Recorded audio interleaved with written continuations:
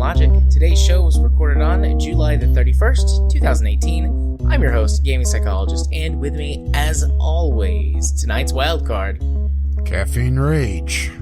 On today's show, we will, of course, be discussing the games that we played this week. We're going to be going over our July Game Club, which is Fallout New Vegas. We'll be talking a little bit about what we're going to be doing for next month's Game Club, which we've already said, so spoilers, Fallout New Vegas again. We'll also be discussing some news topics. A Steam game is accused of scamming players and crypto mining. The PUBG Corp details its 5 years esports plan, but yet they say they're not esports ready. And we're going to have our Steam Discovery queue this week. No Community Corner. But that's alright, because timestamps will be in the show notes following their respective topics. Hello, Rage. How are you today? Doing, well, somewhat okay. I'm still kind of waking up. I had a nap. And, the cobwebs are still there. Yeah, I didn't have a nap, so fingers crossed there won't be falling asleep like an hour and a half in. Well, if I just hear a thunk and then snoring, we know what happened. Yeah. I'm also a little bit off kilter this evening because we got started not too late, but a little bit late. My kid is starting pre-K this year, so we had to go to school orientation, and it was boring, and it was in like the gym, and it was really hot. Of course, because they can't have it in an air-conditioned portion of the school. No, they can't. But his teacher seems like a really nice lady, and she gave him candy, which, yay. But it was all right. It's fine. What bribery at such a young age? So we got home a little bit late. And it's not stickers? Blasphemy! He did get stickers too, but he got like all the kids got like little goodie bags with a sucker and some stickers and some kind of like owl-looking stuffed toy thing. I assume those were just like on sale or something. And there was one other thing in there. I don't remember what it was. But yeah, it was cute. But we got home a little bit late and they had dinner and I wound up not eating dinner for reasons that involve things that would probably gross you out, so I won't talk about them. But I'm doing better now. There's a start. I'm doing better now. So, might have some dinner halfway through here. I don't know. Doesn't matter. Off kilter. It's fine. It's fine. We'll do it live. We'll press on. Because that's what we do. I think. So yeah, almost like we took some sort of massive head trauma, Indeed. So let's just dive in. Rach, what games have you played this week? Well, I've got 2 of them this week, and one is going to be very short, and the other one is probably not going to be as short. But then again, that's kind of how things usually play out for this sort of thing. I got a review copy of This Is the Police 2, and I intended to do a video on it, but I hit a show-stopping bug where my computer just did not like the tactics portion of this game, so it was locking up. So I wasn't able to record it, but I played enough to have thoughts on it. And most of my thoughts are, ugh. Which is a shame because I actually really liked the first one. I think my biggest problem with this game is, well, at least in the 1.0 version, because they've already released a patch and addressed the balance issues. Potentially. They at least said that they are. But in the review copy and the release version, because they actually accidentally hit the big red button a couple of days early. So it was not supposed to come out for another couple of days, but it got released anyway. There should be some sort of safety cover over the big red button, shouldn't there? Yeah, there should be. Yeah, it's one of those things you flip up, and it has that alarm playing. Are you sure you want to do this? But yeah, my biggest problem with This Is the Police 2. Well, I have several problems with it, but my biggest one is what I'm going to call the failure conga, where it snowballs very, very, very quickly if you screw up once. And screwing up can be completely out of your control as well, which is even more fun. So, I guess I should say what This Is the Police 2 is, then we'll go from there. This Is the Police is a mixture of a graphic novel or a visual novel, but even though it's not the traditional visual novel sense, but cutscene heavy. I mean, very, very cutscene heavy. The first half an hour is essentially just one long series of cutscenes. Management, real-time strategy, and light XCOM, turn-based strategy. You play Jack Boyd from the original This Is the Police. He is on the run and hiding out in this little town called Sharpwood. And through a rather strange turn of events that could only happen in Hollywood, he ends up essentially leading the police force in this small town. Mind you, he is a fairly wanted criminal at this point because of the events of the first game. And they don't do any sort of recap of the first game. So if you hadn't played the first one to completion, which I didn't, because towards the middle of that game, it starts to drag, where it has a lot of filler content and not a lot of real story. It doesn't, help you. It doesn't give you any, last time on This Is the Police or, any sort of backstory. It just throws you into the deep end, which isn't a bad thing, but it would have been nice to have some sort of catch up, Right. Especially since they are pricing this at a bargain price of $15 on release.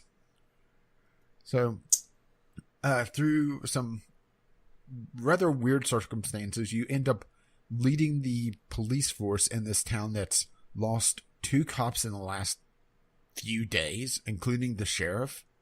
So the interim sheriff, Lily Reed, is more of an administrator than actual leader.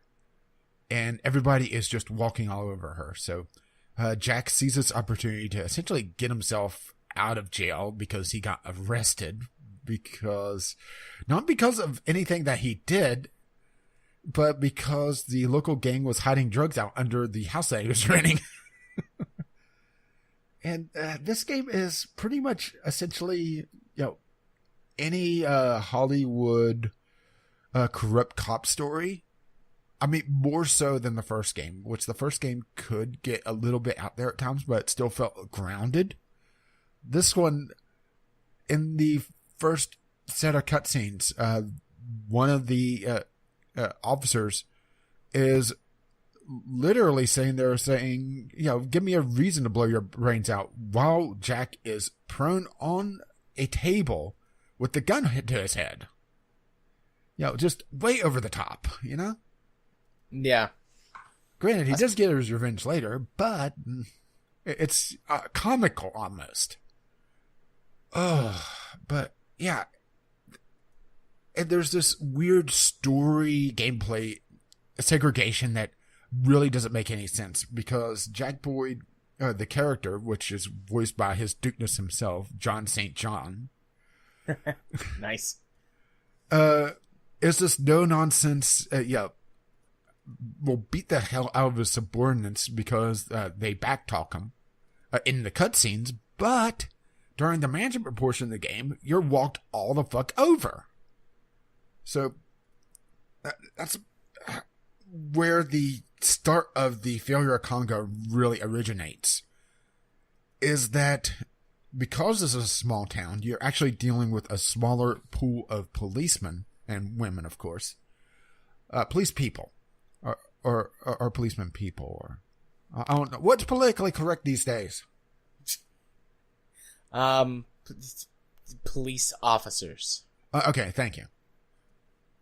So the police officers are children. I mean, they're not children, but they act like children. They're spoiled. Unless you do something to earn their respect, which is a random event, they'll be just completely insubordinate to the point where it's laughable to try to get them to work together. For example, in the starting set, you have this woman who refuses to work with anybody that she views less professional than herself. But she's also in the top 25% of the professional standing.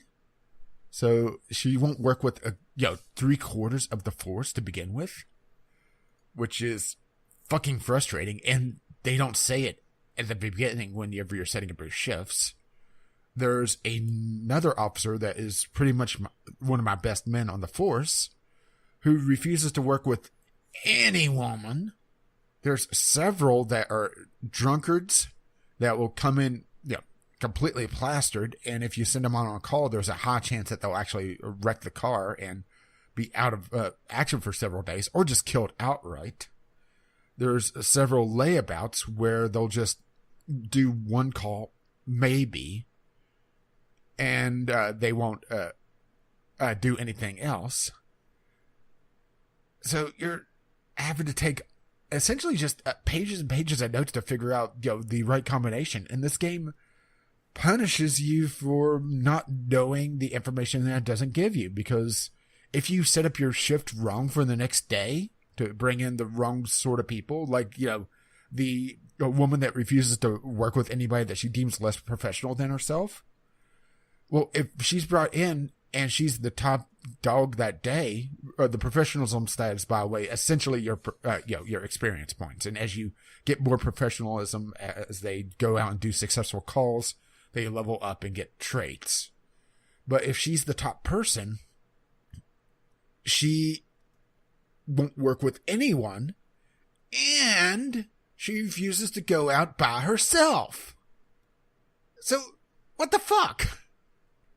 Yeah, that sounds like a problem. Oh, yeah.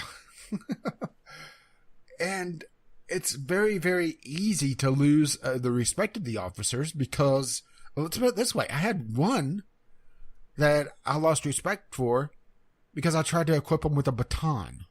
He didn't like batons. Okay.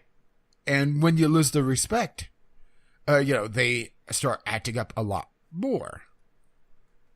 And they also seem to be less effective on calls, which this ties into the management systems where throughout the day, you'll get calls, all right? Yeah. Think of it as like 911 dispatcher, where you're looking down at the map. This is pretty much verbatim from the first game. And a call will come in, for example, some of them are rather wacky, drunk person, but then you start getting rather more serious ones like, and I'm not joking on this one, a grandmother caught her grandson masturbating and is threatening to castrate him with a sickle. Wow. So each call has a certain threshold of professionalism, like I said, is your essentially overall experience. And you have, I think, 7 or 8 slots for police officers to send out. And if you do not meet their threshold, you cannot send anyone, which is like in the first game, but you have a lot smaller pool, and there's a lot more infighting between the individual officers.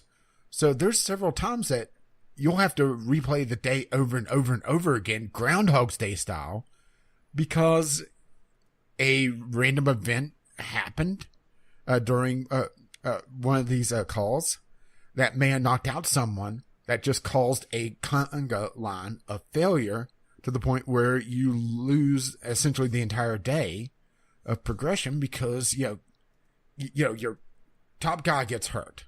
Well, you also have, the bitchy woman who refuses to work with anyone that she deems less professional, essentially lower level than her, and won't go out by herself.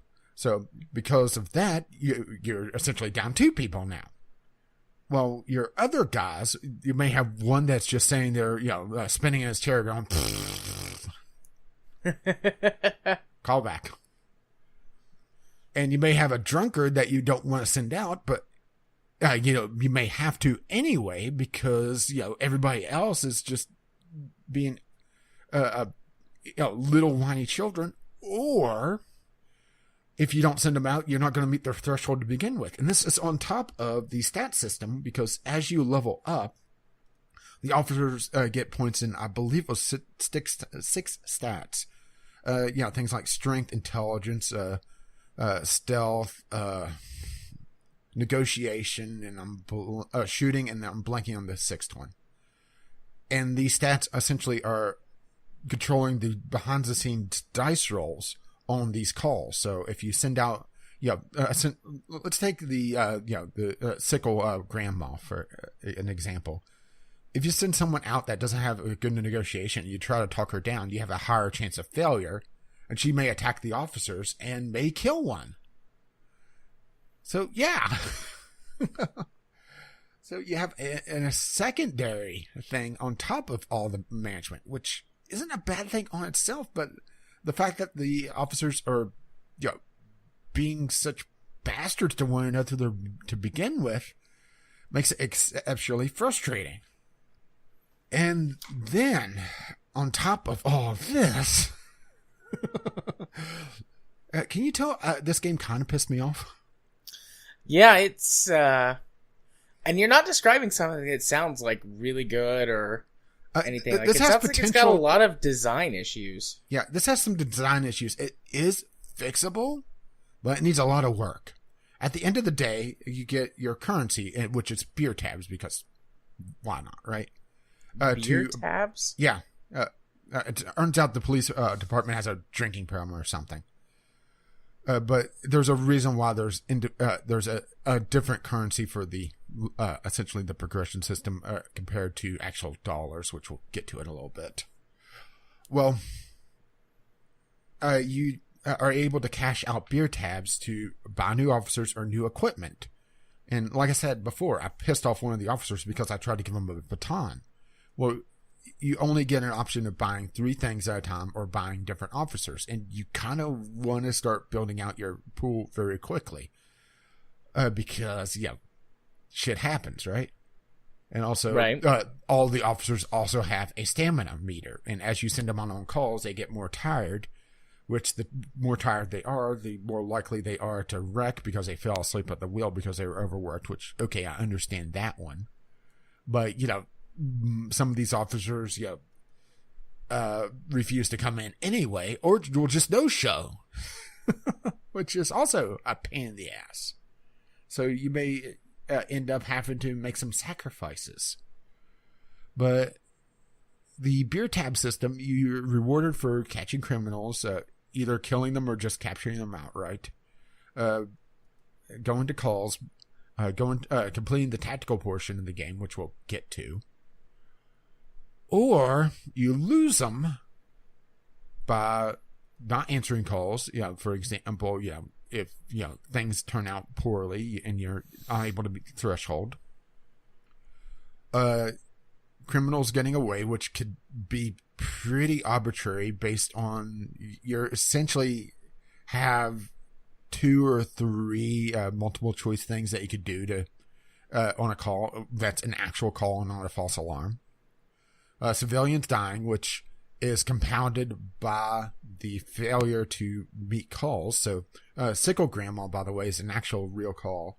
And if you don't meet the threshold, you not only lose tabs for not answering the call, but you lose tabs because a civilian died and a suspect got away. So you got a triple failure there.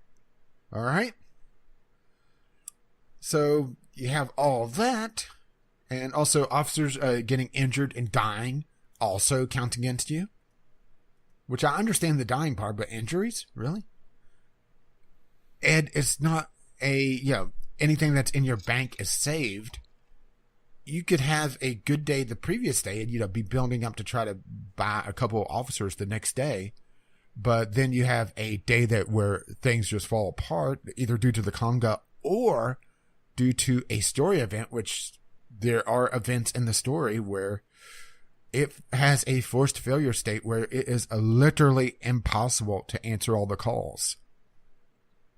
So, you could have a day where your entire progression is completely wiped out, including anything you had previously on the beer tab system. And it's just unspeakably frustrating to try to build up your police force because of that. Then let's get to the tactical portion of the game, because why not? So, okay. The tactical portion is essentially a light XCOM game where I actually kind of like the tactical system for save of one major thing, which I'll get to. Well, as the officers level up and you assign stat points to them, you also unlock traits, which happens pretty quickly, and you get a large pool of traits. You're able to bring 4 in for each officer. So essentially, able to really customize for each individual call, and you're able to bring in pretty much everyone, but you have to do it by the end of the day, and you have a longer of wait time to be able to do it. But if you wait too long, you immediately fail it because you didn't answer in time. But any officers that are out on other calls aren't able to be diverted to the call. So that, once again, there's a lot of this game feels like forced replay.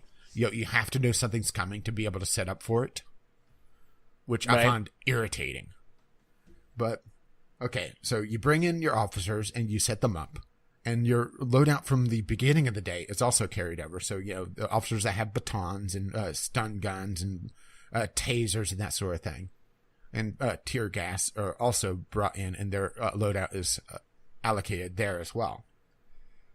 So you set up everything, and there's it's sort of like how XCOM 2 handled it, where there's a stealth mechanic at the beginning of the mission. But it's not quite as XCOM handles it, where in order for the stealth portion to end, you have to either do something noisy, like shoot a gun, or the criminal turn has to go off while they're alerted. So if they spot a cop, you have essentially a turn to be able to try to either incapacitate them, just stun them for a few turns, or arrest them outright. Which I actually really like that portion. What pisses me off about it is that if you bring in somebody that is not loyal to you, which sometimes you have to because you're a little low on comps to begin with, or you may just had a bad timing because there's the calls are a static thing each day, but there seems to be a little bit of a window in between when the call happens, or the window that the call can happen, I should say, during the day. Well, because of that window, and you're punished so fucking severely for your failure to answer the calls, you may want to bring in the cops that, may not be all that great. Well, if a cop is not loyal to you, they'll run off on their own and do their own thing, including just running straight into the middle of gunfire and getting themselves killed, and then you get punished for it. Okay.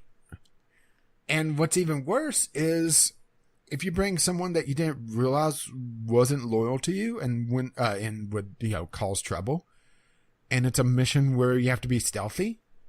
First turn, they'll run off and shoot at someone, alert the criminals, and then you lose on the criminals' next turn because they shoot the hostage or blow up the building or whatever they're planning. And the only way to get to that mission again is to start from the beginning of the day. You do have an option to restart the tactical missions as many times as you want, but you're not able to change your loadouts. You can change the trait loadouts, but you can't change who you bring in. So if you failed because you brought in someone that you didn't realize wasn't loyal to you, you are fucked. And this is on top of having to juggle all the other, people not wanting to work together. So you can also have the tactical missions where you can't bring in your best people because, oh no, that officer over there, that officer has boobs. I can't work with that. Ugh. This game, I really, really wanted to like it going into it. But there's just so many mechanical portions of the game that is just fucking frustrating, which I've gone on for about 20 minutes now talking about. That it's hard to recommend, at least in its current state. Which is a shame because the voice acting is really good for the most part. There's a couple of people that are a little bit robotic, just obviously reading from a script, but they're few and far between. They're very emotive. The cutscenes, there's essentially two different flavors of cutscenes. There's the static image of sort of visual novel comic book style where you hear the actions going on and you'll see essentially the pages turn. A different image showing the action going on. But then you have these rotoscoped, I'm assuming rotoscoped just because of how fluid they are, cutscenes where it's full animation. And the full animation ones are done really well, but they're usually reserved for the more action-oriented. The first time you really see one is when Jack Boyd is essentially having a panic attack because someone knocked on his door. And he's, fumbling with the gun, dropping the bullets, and he's sitting there, with the gun pressed up against the wall, trying to not snap and shoot the guy that just is sitting there talking about, trying to sell this guy an indoor toilet. And no, I'm not joking about that. And there's this real good level of stress that's conveyed by this cutscene. But it's a diamond under this giant pile of manure. Which I don't think it's really worth digging through, at least at the moment. It does look like they are patching at least some of it. But how much can they really fix on this is going to be the question. And this is on top of, there's 2 failure states, or at least immediate failure states that I've seen so far. If you've failed to get any beer tabs for 3 days in a row, the real sheriff there, Lily, will call the feds on you. Also, you're being extorted by the mafia from the first game because they know where you are for some reason. Probably explained at the end of the first game a lot better, I don't know. If you do not make the payments to them, which is $20,000 a week, then you are called the feds on. And you get the money by doing side jobs, which if you bring in the wrong people to do them, one, they may not do the job correctly and you don't get the money for it. Or you may lose respect for them, which starts the failure conga line all over again. I see. So tell me how you really feel. Don't hold anything back. Hey, at least I'm be able to say why the game sucks, right? Yeah. Which there's, and also during these side missions, you're also able to get items, which help you out in the tactical missions, which is another reason why you want to do them on top of just not failing the game. So you can hand off items to bystanders because you have to pay for information in this small town. To be able to be told essentially, oh, well, there's 6 people I saw go in, or, they're guarding this doorway, so you want to go around this way, that sort of thing. So there's other reasons besides just story reasons why you want to do this. But, it's annoying that, oh, well, this guy, he's intelligent enough, he's able to do this. Yeah, but, you lose the respect for him. Granted, you can get this back eventually by them saying, oh, well, I want to take a day off. But because they only usually work 2 days in a row and then, take 1 or 2 days off to be able to recuperate, how much fucking off time do you need? All the time. And there's also an investigation section, which also eats up officers. It feels like this game is built essentially for a police force that is about another, I would say 25% bigger, which you can get there if you use the beer tabs. But because, once again, the failure of Conga, it's hard to build them up to be able to get enough of the police force to be able to actually manage that big force, or to obtain that big force, I should say. It feels like they built this game pretty much verbatim from the first one, system-wise, and added to it, but they didn't account for the scope change, which I really like the idea of a smaller town police management game like this, because it does lend itself to more personal encounters with the individual officers. But when the individual officers are a bunch of dickbags, it's a little hard to really want to deal with them, you know? I mean, there's not really one redeeming officer that's shown in a cutscene. At least in the first several hours. And then it goes off and starts trying to tie in other story threads, which it does rather abruptly, which I'm assuming is from the first one towards the end. But because I only got about halfway through and started to hit the slog, it's, yeah. Thoughts? Questions? No questions. I mean, you definitely were extremely thorough. I mean, I don't think this sounds like a game that I'd be interested in because it's so convoluted and messy and mechanically broken, unsound, messed up. I would say mechanically unbalanced. There's mechanics here for a really good strategy management game. But they are fighting against one another, and it for really no reason. And a lot of the game requires foreknowledge that the game just doesn't give you. If there was the ability to be able to talk to the officers, to be able to understand their particular traits or quirks, then I would probably be a lot more forgiving about them being a bunch of infighting jerks. But there's not. And that's on top of this just story gameplay segregation where the officers are walking all over Jack. But, in the cutscenes, he's the guy that held the gun to his head and talked about, I got this itchy trigger finger. He beats the fuck out of him with a mop in a cutscene. So why the hell is he taking this shit from, the officers? I think story-wise, it would have made a lot more sense if it was Lily trying to, manage the cops, because they are walking all over her in the cutscenes. She goes in to interview this suspect, and she gets a couple questions off, and he pretty much is saying "suck my dick." Pretty much. Well, I shouldn't say pretty much. He is literally saying that. And she goes out and, the other officers are there with, this briefcase full of interrogation tools. And she just admits defeat and just slinks off. For a game this story heavy, to have this big story gameplay segregation is pretty much unforgivable, to be honest.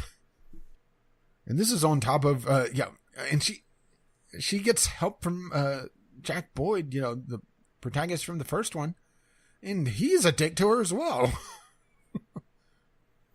Which, to be fair, he's not a nice guy, so it kind of makes sense. But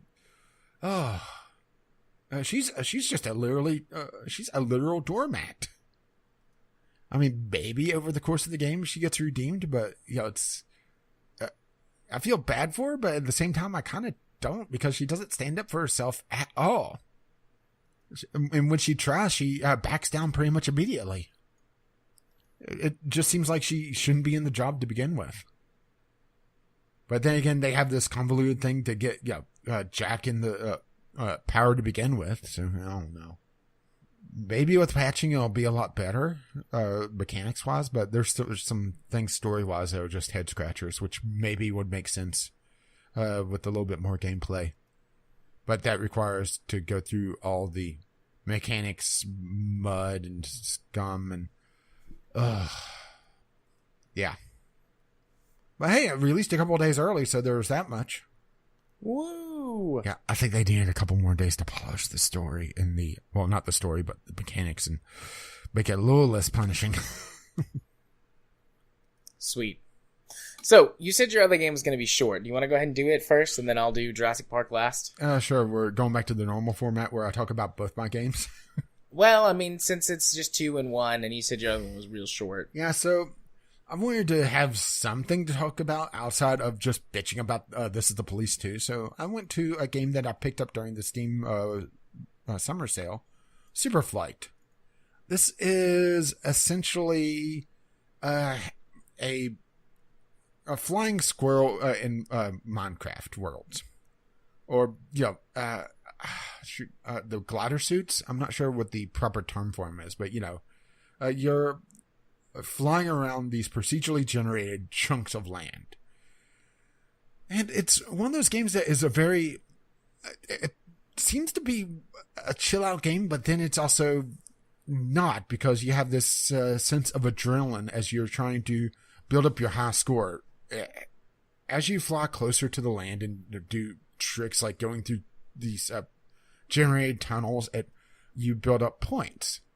And there's this sense of adrenaline, but also kind of a zen-like thing going on where, you're just kind of in the zone and flying around. And it's, for a very, very blocky landscape, it does some very pretty stuff on the graphical side of things. Unfortunately, the chunks are fairly small, and you'll spend a minute at most on most of the maps before you go through a portal, or you just go too far away and you essentially black out and the next map is generated and you go through that one again. It's pretty much one of those games that can be explained in 1 or 2 sentences, but there's a few mechanic quirks that are a little odd. For one, you're unable to perform a loop at all. You're essentially locked to the 180 degrees, 90 degrees positive and 90 degrees negative. So you're not able to do a really quick turnaround.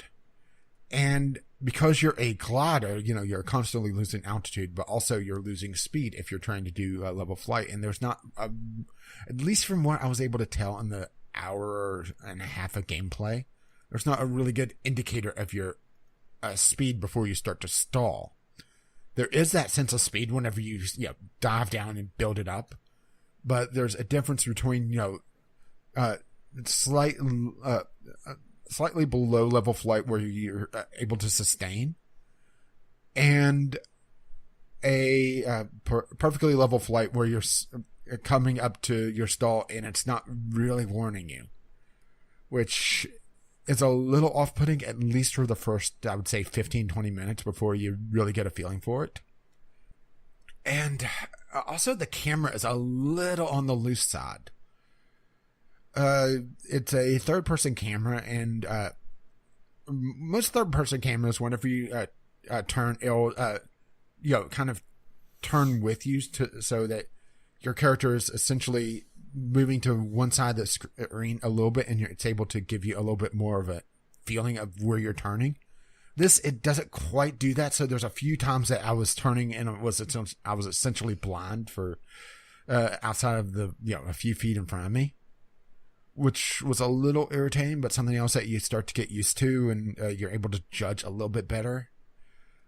Procedural generation sometimes bit me in the ass, where there's different flavors of chunks of land, and some of them generate a lot more tunnels that are able to build up points rather quickly. But there's sometimes that it'll start to generate a tunnel, and instead of a tunnel, it's more of an indent that looks like a tunnel. So I go in and kind of crater, which was a little irritating, particularly when I had a couple good runs going.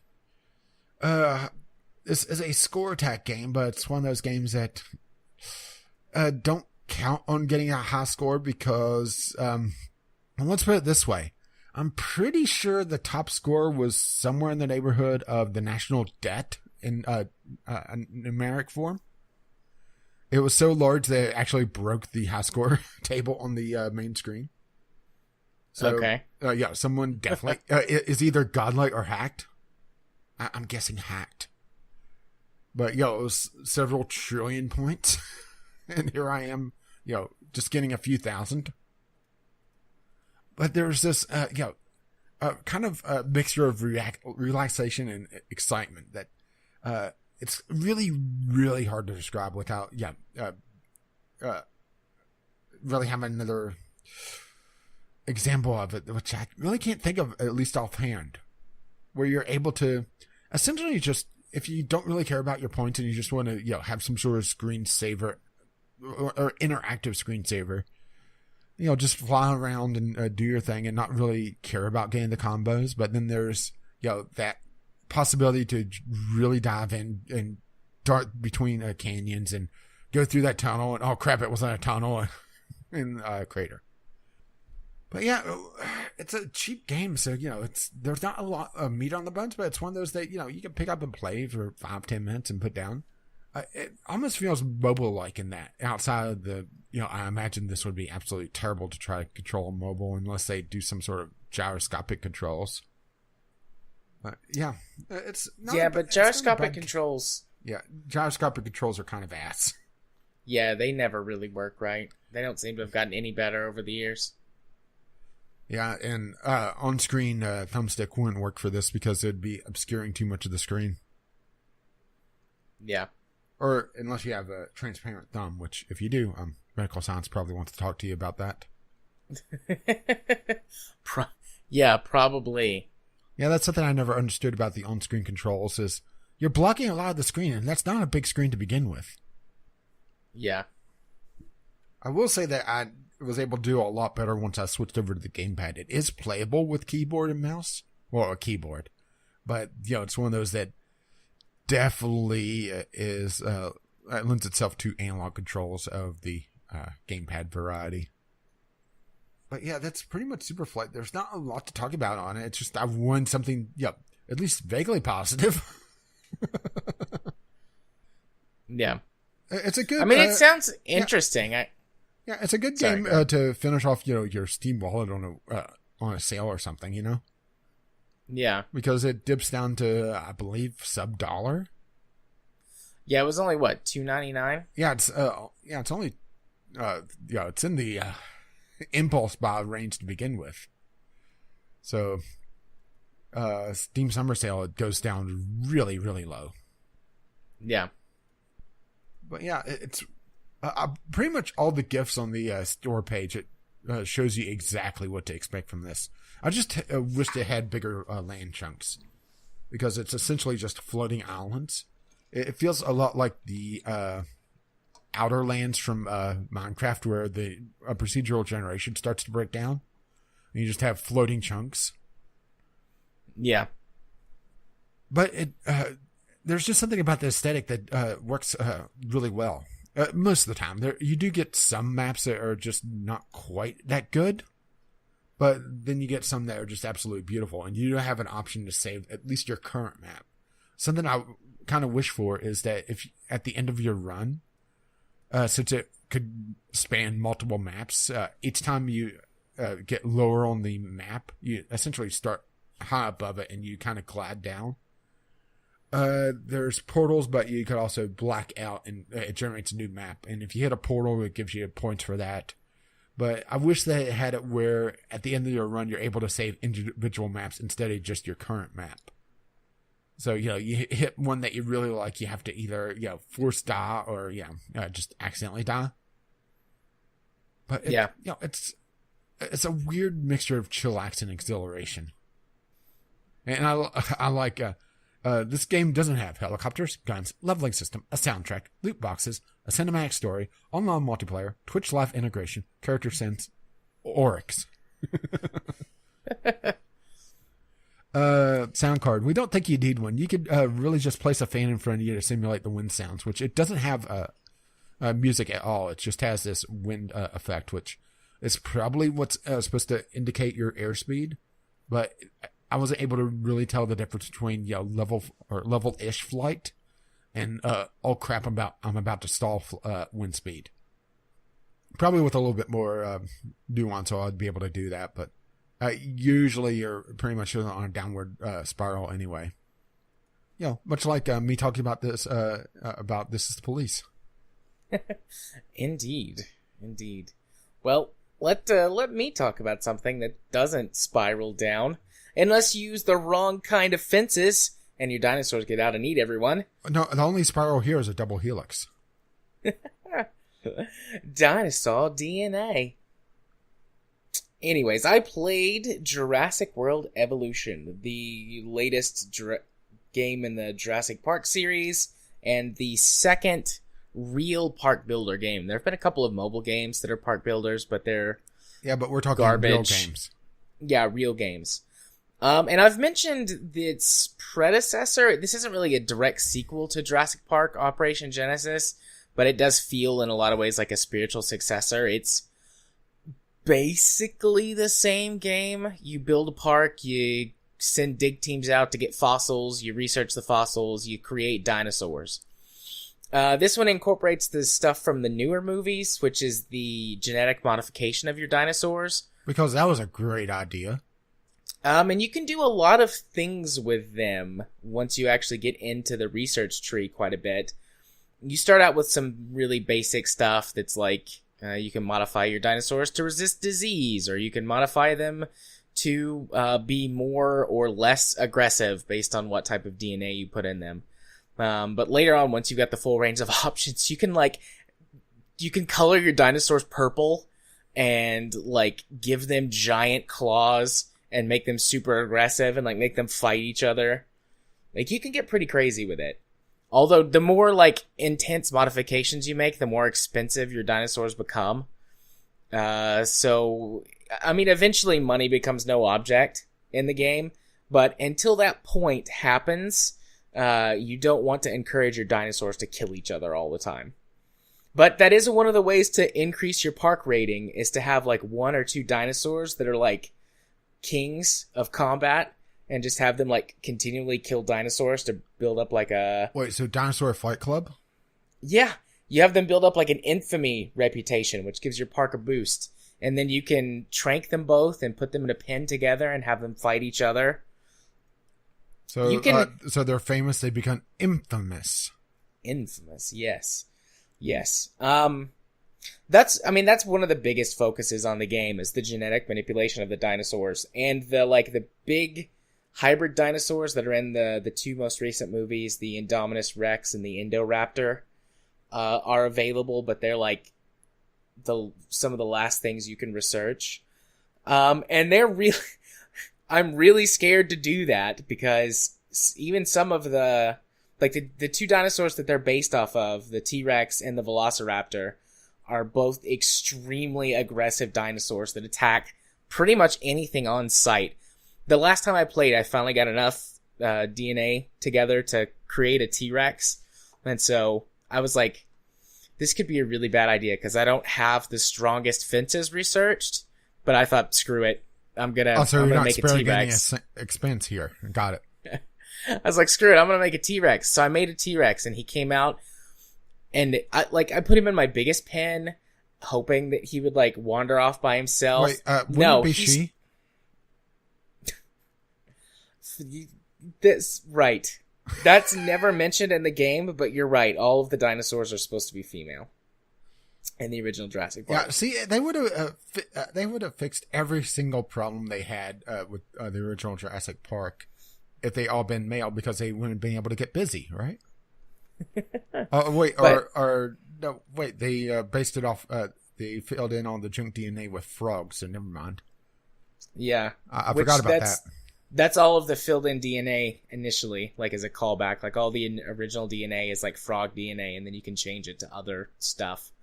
But anyways, I put him in my biggest pen with the fewest amount of dinosaurs in it, to just give it a trial run and see how it went, and he immediately goes over and starts killing everything in the pen. He kills two other carnivores, and then he attacks, what's their name? Ceratosaurs, which kind of look like smaller T-Rexes. And he kills them immediately, and then he kills a Triceratops, and then an Ankylosaur. He kills everything in the pen except for the pair of Velociraptors. And they're just yeah, we're cool. There's this. I'm going to focus on this for a little bit, because this is... Is that a callback to the original Jurassic Park? They don't want to mess with the Velociraptors? maybe, but the Velociraptors, well, in the Jurassic World, the one that came out in like 2015, the Velociraptors helped the T-Rex fight the big bad dinosaur. And then in the most recent one, they also they have that like mutual respect for each other and don't fuck with each other. But yeah, I'm focusing on the dinosaurs because that's where this game really shines. Like, the dinosaurs are beautiful. They got their animations looking like they do in the movies, with the graphics cranked all the way up. It's not as good as the movie, but as far as like video game dinosaurs go, these are the best I've ever seen by a long shot. They got the sound design of the dinosaurs down pat from the movies. I assume they just pulled all the sound assets from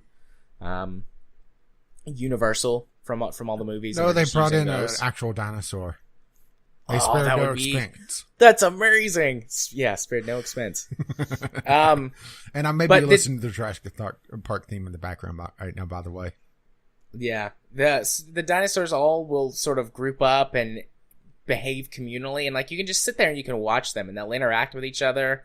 Whenever predators face off with one another, there's sort of like this moment where they like stare each other down before a fight breaks out, and sometimes they just decide like it's not worth it, so they'll like sort of like circle around each other and then be like, nah, we're cool, and then like walk away. The takedowns whenever one dinosaur kills another are amazing. And also when dinosaurs eat people in the park, that's also amazing. Also, they have Lawyer Day. Yeah, to watch a giant carnivore break out of the pen and swallow a park goer whole is just great, aside from the fact that it tanks your park rating and you lose a shit ton of money to lawsuits. But it's fun to watch. Or velociraptors will like jump on people and like rip them apart. It doesn't get super gory, but there is blood, and I mean there is violence, particularly between the dinosaurs when they fight each other. That's when the animations get the most detailed in terms of like damage done. You have to manage them properly, keep them happy so they don't break your fences down. But certain dinosaurs, like the Velociraptor or the T-Rex, are much more aggressive. So if you don't keep them like perfectly happy, they'll break out of the pens and start killing people. I mean, the dinosaurs are amazing. If you're as big a fan of Jurassic Park as my mom is, you should buy this game just for the dinosaurs alone. Like, that's all she does. Like, the game itself is not too difficult, but my mom historically is really bad at video games. So, like, I helped her get started, and she's just like, she texts me sometimes. She's like, I'm playing, and I'm just watching the dinosaurs. I'm like, I know, Mom. Here, let me send you this video of the T-Rex, because I'm way, way ahead of her. And then the rest of the game is average pretty much all the way through. Oh, well, the soundtrack is amazing. They have paired some original score that matches the sort of tone of the original soundtrack, but they've also thrown in the original soundtrack as well as the newer scores and soundtracks as well. So the audio is amazing. The music for each of the different islands you go to, like, they each have their own theme, which is great. One of them, so there's 6 islands in the game that you unlock as you progress, and I've got 4 of the 6 islands, and one of them, which is Isla Nublar, which was the original island, has the original soundtrack that plays over it, so that one's my favorite. Also, that's the island that's the sandbox island, where you don't have to worry about money or anything. You can just build and place dinosaurs to your heart's content. What, you're not going to say it? Spared no expense. Yeah, you could spare no expense. You can spare no expense on Isla Nublar. Except for locks on the doors, right? Yeah. The little tiki bathrooms. Anyways, what was I saying? I got sidetracked on the islands. Oh, I was talking about the score. The voice acting is really well done as well. They got Ian Malcolm himself, which is, just Jeff Goldblum being Jeff Goldblum. But it's wonderful. Laugh? He does. He's got a ton of dialogue in this game. He's got a role similar to whoever reads the Civilopedia in whatever Civ game you're playing. Mm-hmm. That's essentially his role, and also he has like quippy things that are like Ian Malcolm-isms, where he talks about chaos and chaos theory, and He gets a little flirty at times with people. You know, the sort of rock star scientist vibe. He pulls that off. Yeah, then your well. park rating tanks and you lose a bunch of money due to sexual harassment lawsuits. They got some of the some of the actors from the newer movies to do voices, but they couldn't get Chris Pratt. I assume they had to choose between paying for Chris Pratt or Jeff Goldblum, and they went Jeff Goldblum, which is the right choice. Yeah. But it is a little weird to see Chris Pratt pop up, and it's like, you don't sound anything like Chris Pratt. Not even close. Which honestly is kind of part of the charm of this game. I mean, this game feels like a B movie, like a AA titled video game. It's got a lot of that charm oozing off of it. Although my favorite part of the whole sound design is the voice actor who did Arhu from Divinity is your park, like your assistant manager for the park. So he's constantly talking to you about dinosaurs. And every time I'm just like, look at his picture and I'm like, you should be a cat right now. You should be a cat right now. When I heard him the first time, I was like, that's the guy who did Arhu. I'm almost positive. And I looked it up on IMDb, and it is. And I had like a little giddy schoolgirl scream.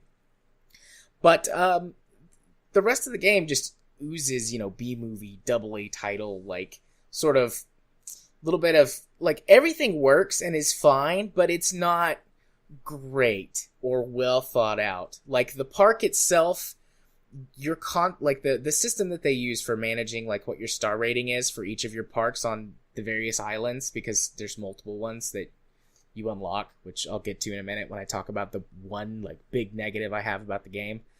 But the ratings sort of, kind of don't make sense, but they just kind of, like, work eventually.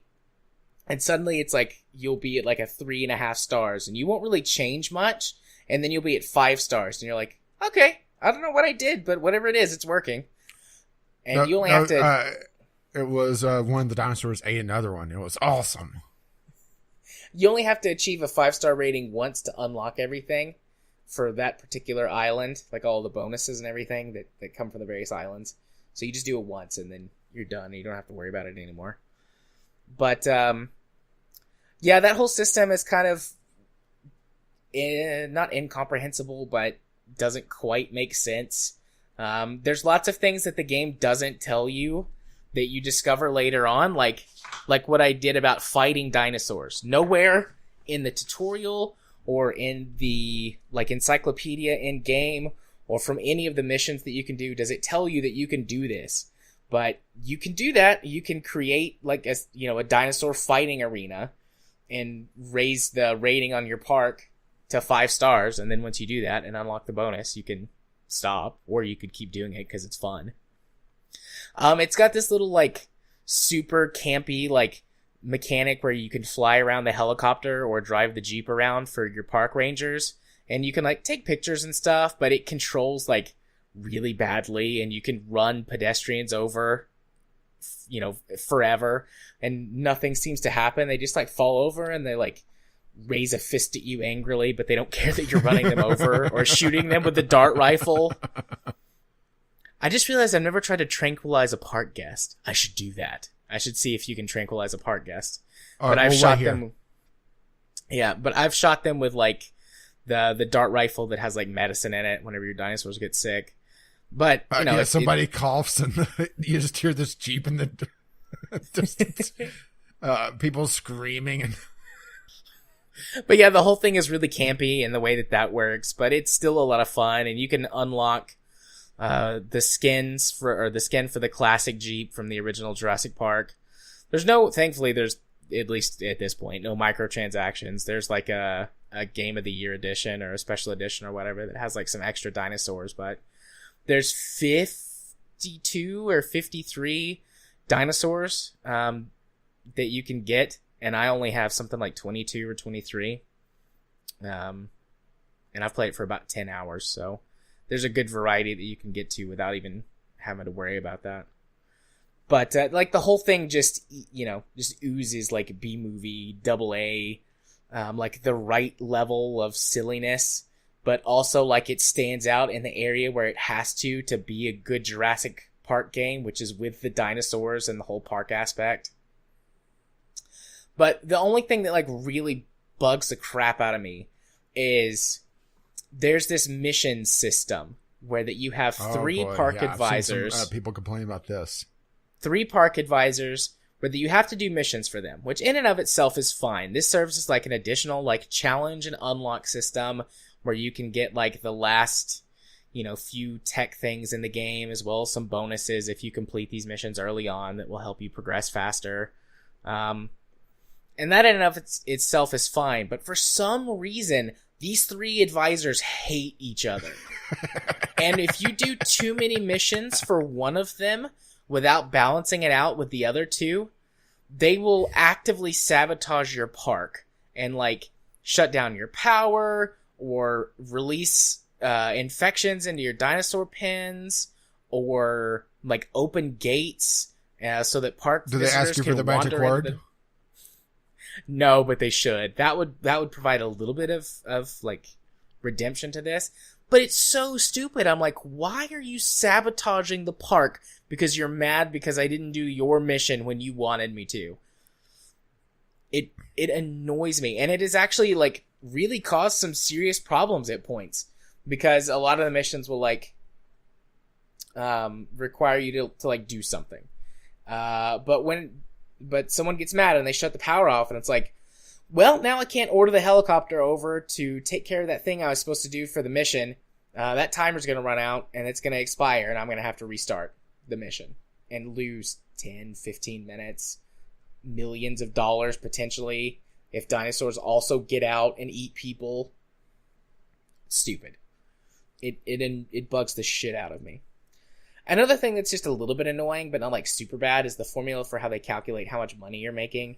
Instead of, which Jurassic Park Operation Genesis did this based on individual park visitors, and they would go around and they would spend money on stuff, and so that's how you would roller make coaster money. tycoon style. Right, but this one is a formula based on all of the factors for your park. So in general, like the higher the star rating of your park, the more visitors come in.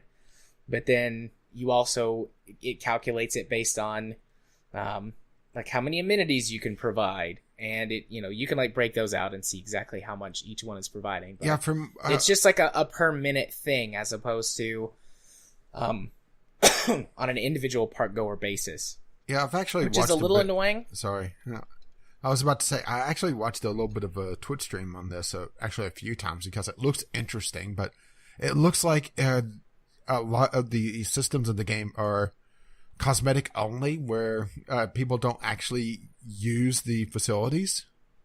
Yeah, because people will wander towards any building, and so like they'll walk up to your power plant and like walk inside, and it's like, what are you doing inside the power plant? You shouldn't be allowed to walk in there.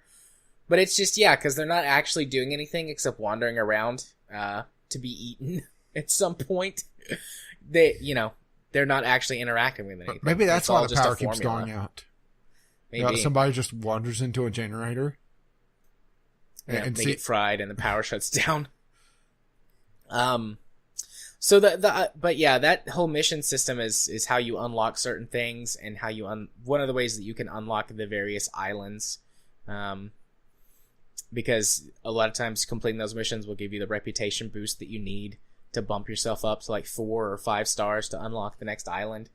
So like I said, there's 6 islands. The first island is like the tutorial one, where that nothing bad ever happens unless your dinosaurs get out. Like, there's no storms, the weather's perfect, it never becomes night there. It's perpetual wonderful daylight.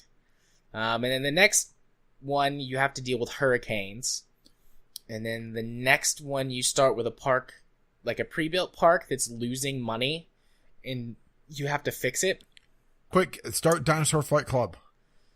That's what I did. I sold off a bunch of shit that I didn't need, and then started a Dinosaur Fight Club. And then the next island is really tiny. So you have to like make a thriving park with a really small area. And then the 5th island, I can't remember why I don't have the 5th island unlocked yet. And then the 6th island, Isla Nublar, is unlocked by completing a certain set of challenges, which you can do before you get to, the 5th island. But you can only play in the sandbox with everything that you've unlocked previously, so it doesn't give you everything. So you still have to go back to your other islands and do research and dig for dinosaur bones and do all that jazz. Overall, it's a really, really good game. But if you're not a super big Jurassic Park fan, I think it's asking too much. It would be really well priced at $35 to $40, and then what they've done is went, but this is Jurassic Park, so we're gonna put a little extra on there and bumped it up to a full price release. I mean, the game feels and plays exactly like a good $35 to $40 AA title would. But so you're saying sale, right? Yeah, if you really like Jurassic Park, like if you're really, really into it, I think it's worth it at its current price. I wouldn't go for the deluxe edition. Like, you don't need those 5 extra dinosaurs. I guess if you really want them, sure, it's your money. I'm not gonna tell you how to spend it. Now, what if they put little hats in the dinosaurs? Oh shit, I'm in. $1,000. Take all my money, all of it. But anyways, the T-Rex has a crown because it is the king of the lizards, right? It is. But yeah. Anyways, if you're not like just the biggest Jurassic Park fan ever, it's worth it at $30 to $40. But obviously, if you're patient, it'll go on sale eventually at some point for $10 or $15, and at that point, it would be a steal. So, I have thoroughly enjoyed my time with this game, and I'm going to continue thoroughly enjoying my time with it, because I'm like, my mom's love for Jurassic Park is like a 10, and mine's like a 9. So, I'm gonna get all the dinosaurs, and make myself a really shiny, lovely park with Dinosaur Fight Club in it. Yeah, but we don't talk about Dinosaur Fight Club. Indeed. Well, I asked you a question when I first saw you playing it, and you had a bit of an answer for it, but you wanted to hold off on it.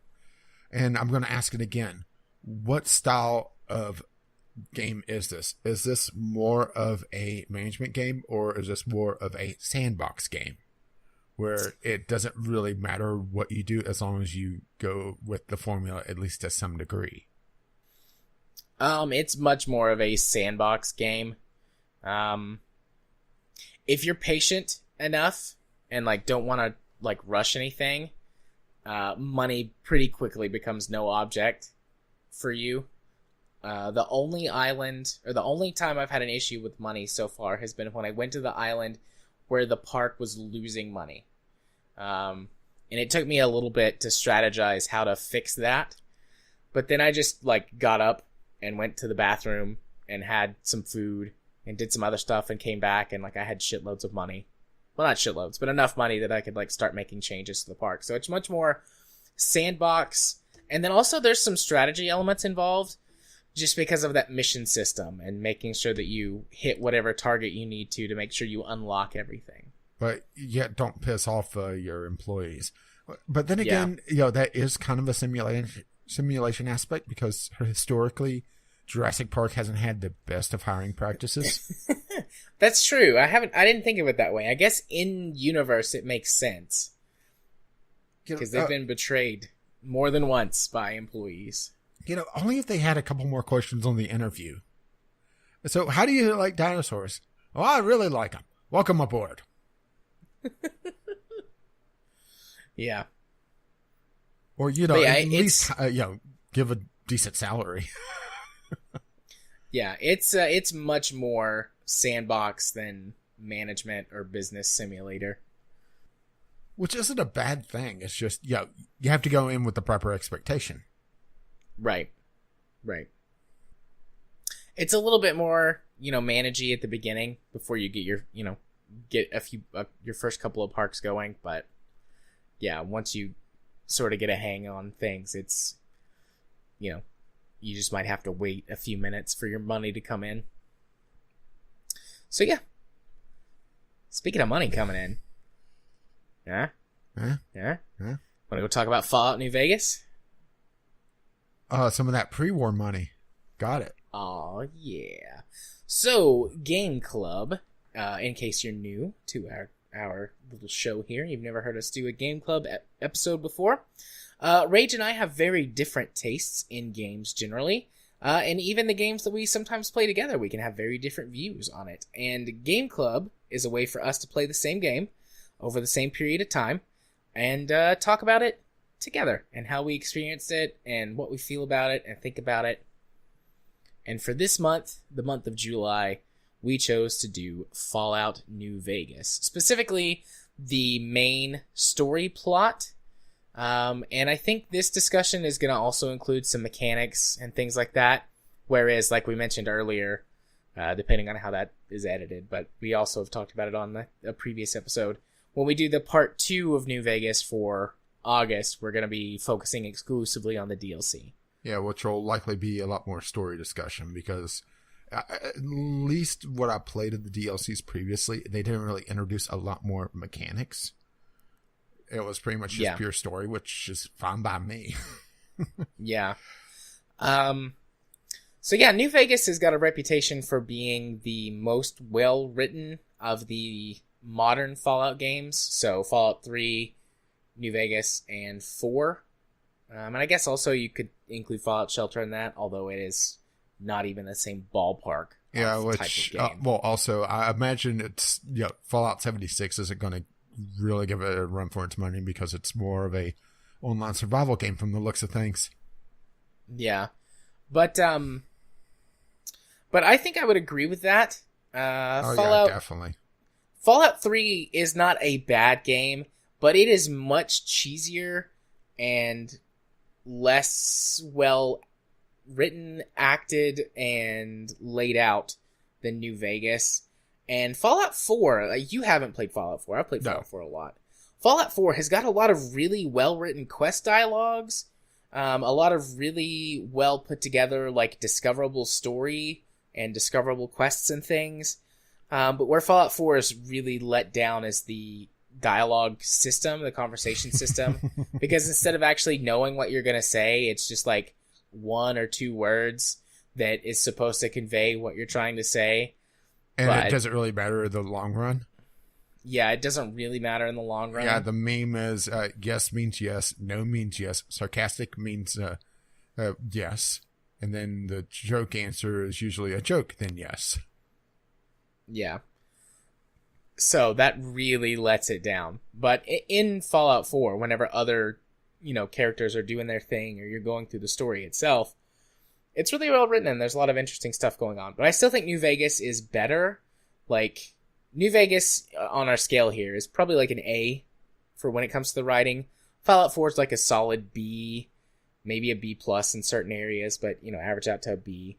I'd say Fallout 3 is like a B minus, C plus to B minus. Yeah, it really depends on the quest for Fallout 3 because some of them were all right, some of them were at least from memory serves. It's been a while. Yeah. So, also doing comparisons between the games, mechanically, Fallout New Vegas is better than Fallout 3, but not as good as Fallout 4. Fallout 3 had no like aiming, like whenever you aimed, it just kind of zoomed the camera in a little bit, so there was no like aim down sights. Yeah, no iron sights. Only with sniper scopes did you get any sort of actual aiming. Yeah, but even then, it was pretty piss poor. Yeah, which for New Vegas sometimes that is detrimental because some of the guns don't have great sights on them. Yeah. In Fallout 3, I used VATS like all the time. In Fallout New Vegas, I use it pretty frequently, but not always. Honestly, and then me, VATS was usually in New Vegas this time around was trying to figure out, okay, what's shooting at me? Yeah. Because sometimes, and this is a more graphic, possibly criticism, but also this is an older game. Sometimes the enemies would mix in because of just the art direction. Most of the world is rather sandy because it is the Mojave. Yeah. And there's a lot of browns and lighter shades of browns, and don't forget the occasional tan. Yeah. So characters can become a little bit muddled in the environment. So I would use VATS to target on people. Yeah. I'll in Fallout 4, I almost never use VATS.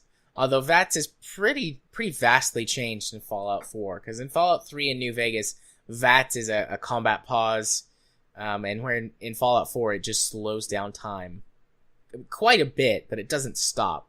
So it makes you rethink the way that you play the game. But I like that. It makes you strategize a little bit more, because VATS has always felt overpowered to me.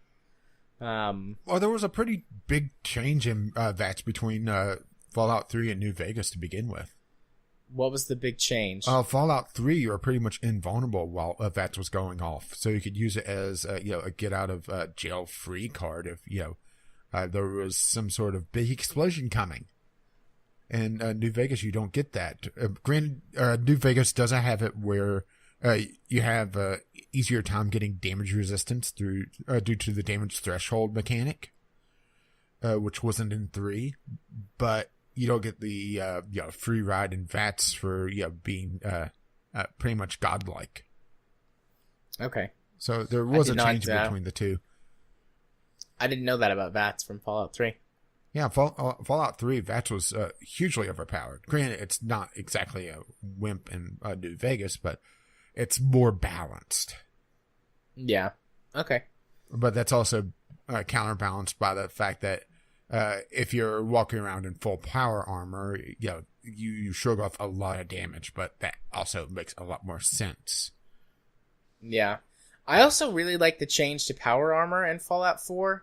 I initially didn't, but the more I played the game, the more I liked it.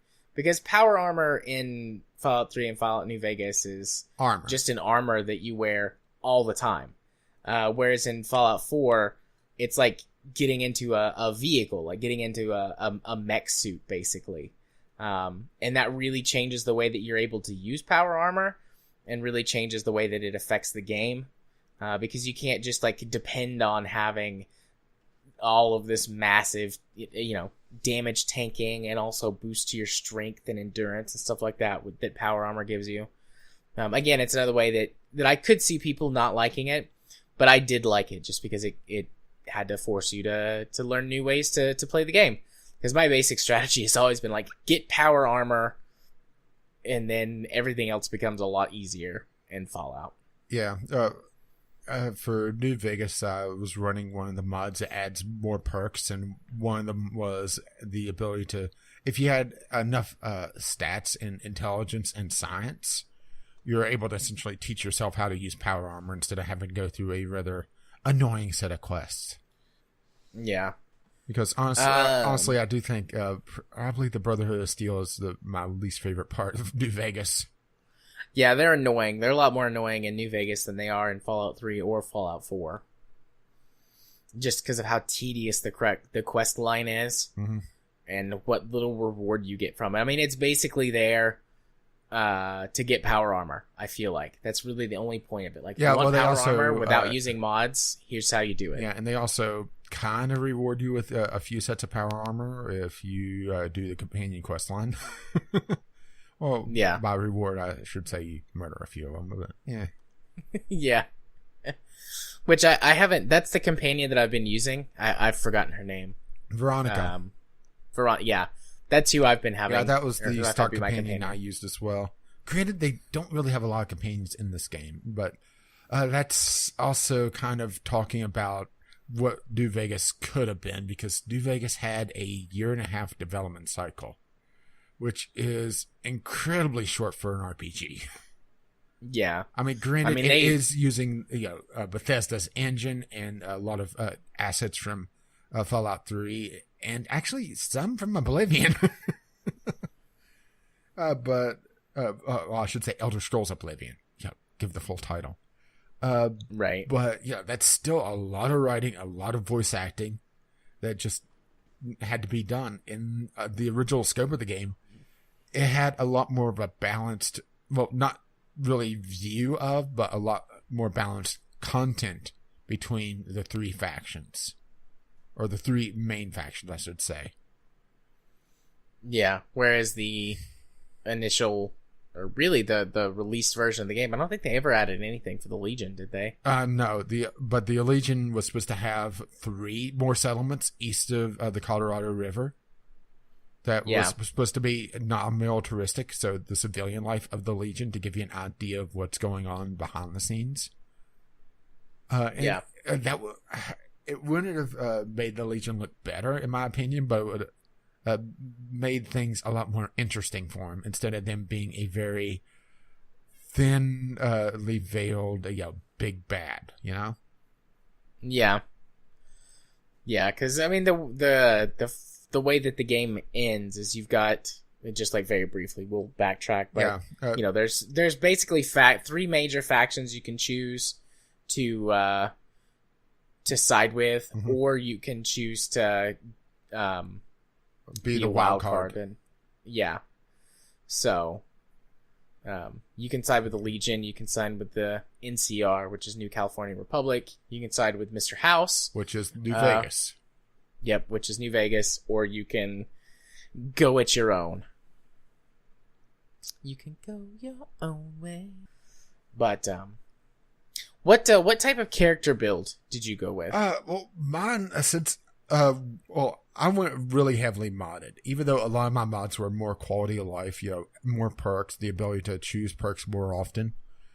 One of my favorite mods I was able to run this time, because they pulled it down, I guess, during the whole paid mod controversy, was a charisma-based system for how many companions you can have. Because in New Vegas, like in Fallout 3, you could have essentially 1 non-human companion and 1 human companion.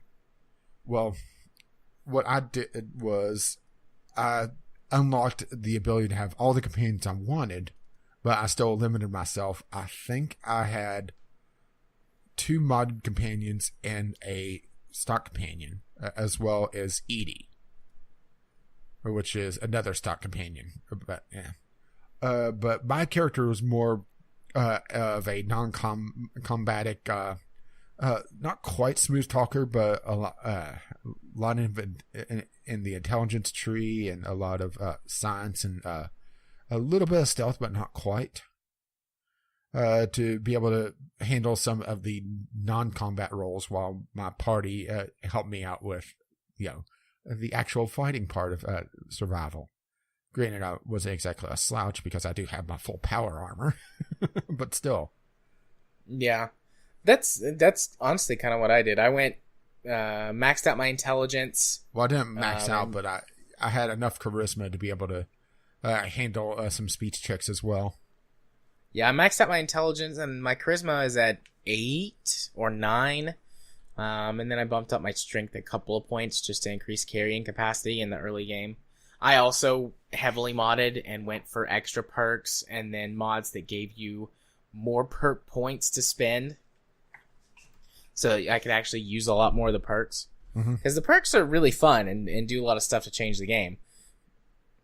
And I think originally New Vegas only rewarded you every other level. Every other level, perk. Which but I really, really limited things. Yeah, but I got a mod that gave me 2 perks every single level. Well, see, I just did 1 a level, because more than that seemed like it would just be too much, Yeah. It was certainly fun. I enjoyed it. Yeah, I had some other things like, for one, if you, with the Game of the Year edition that had all the DLC, one of the DLCs also gave you all the pre-order stuff. Which, I don't have a problem with, but the way they handled it was they essentially just offloaded all the stuff on you, so you were massively overpowered at the very beginning of the game. I did it where both the Gunrunner DLC, which essentially was just a merchant with expanded inventory of goodies, that was put into the drop table, as well as all the stuff from the pre-order stuff. So I was able to see a lot more variety of combatant, which was actually a lot more interesting. There was one encounter I had very early on with a legion, a group of legionnaires trying to take over a caravan.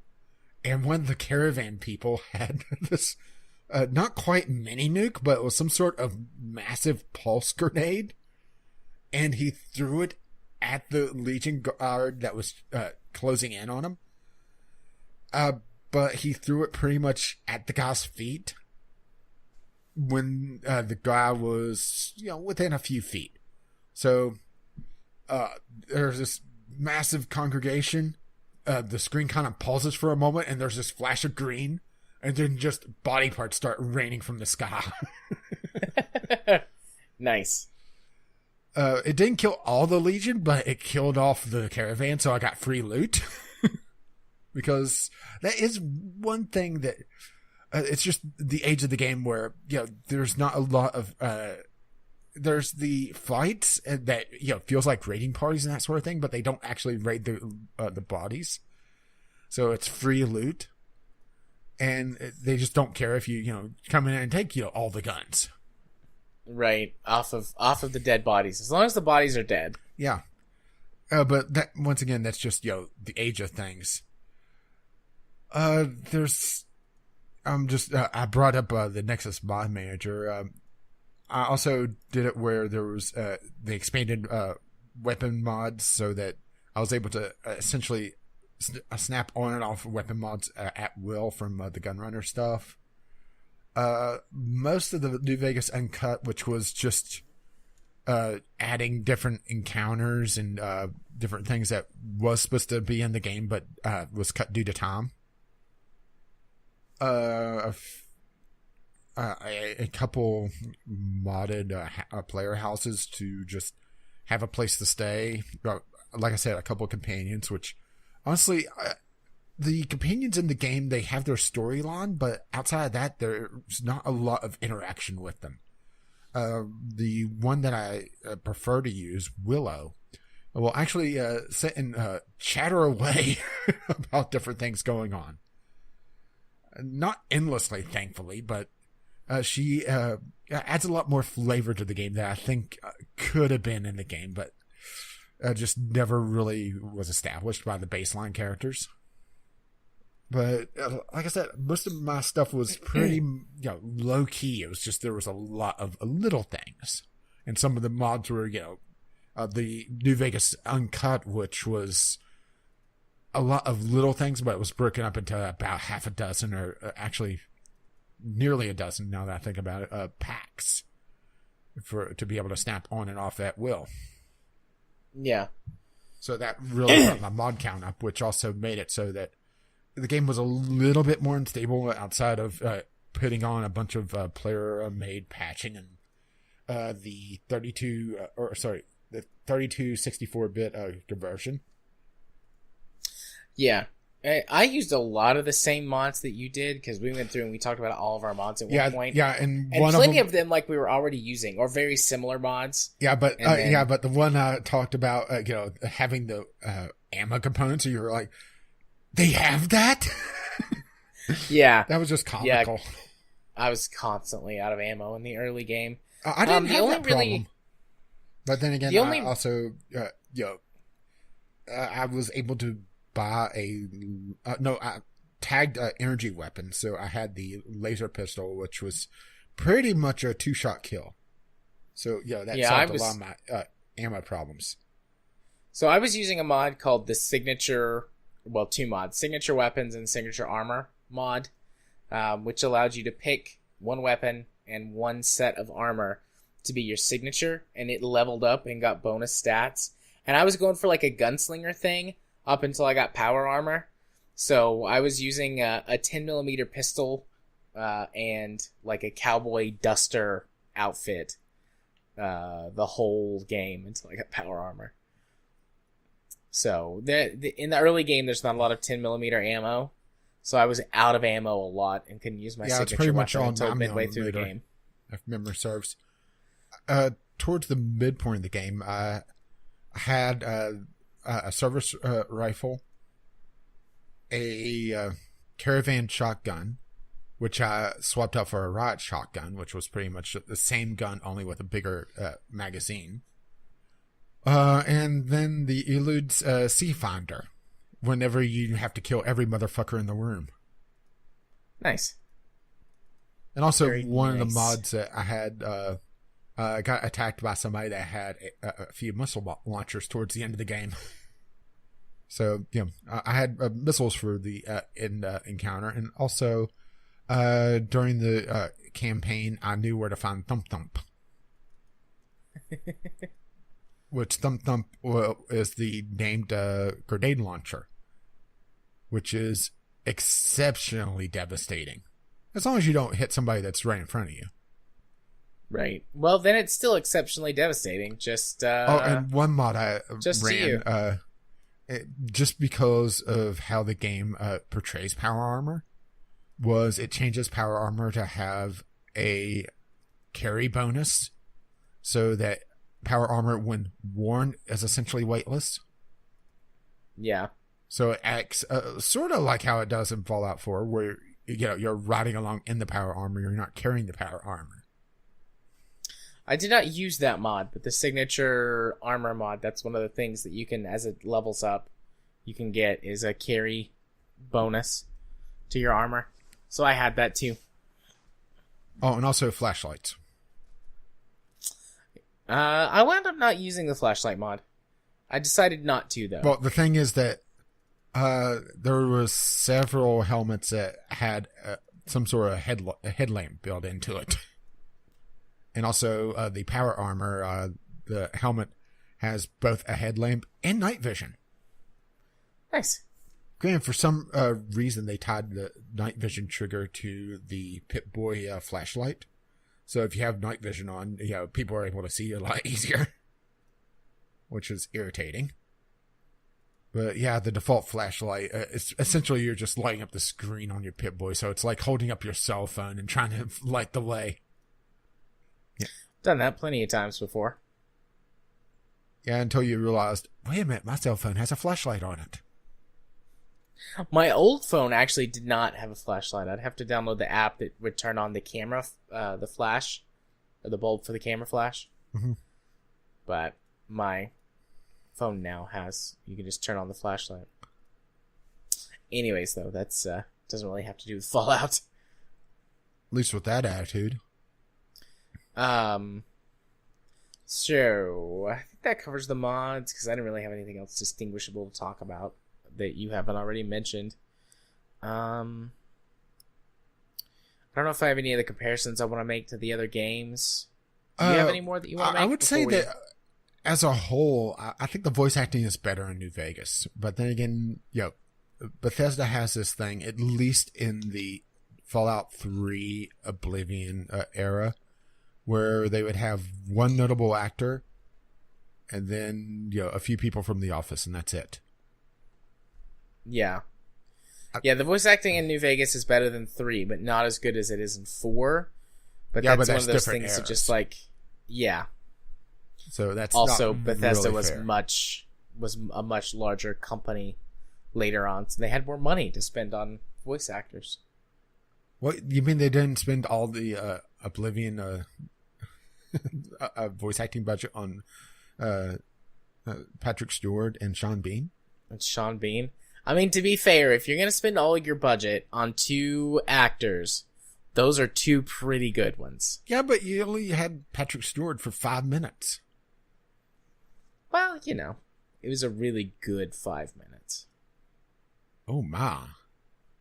So, one other thing I wanted to talk about is not quite the tone, but how the game handles you. Fallout 3, to me, it always felt like it was a very directed experience. And if you didn't do what the game wanted you to, it kind of talked down to you, in words. Especially the ending for Fallout 3, where if you did the intelligent thing, it literally called you a coward. In New Vegas, I never really felt that. Yeah, I don't... It's a good point. I don't think New Vegas ever did that to you. It feels like you have a lot... Well, I shouldn't say feels like. You do have a lot more freedom to approach things pretty much how you will. And you're also rewarded for going off the beaten track a little bit. Or you're able to essentially skip components of a quest a lot freer than you are in Fallout 3. The Diptum quest to discover, what happened there, for example. There's a quest at the NCR outpost that will send you to Dipton to find out, that it's been attacked.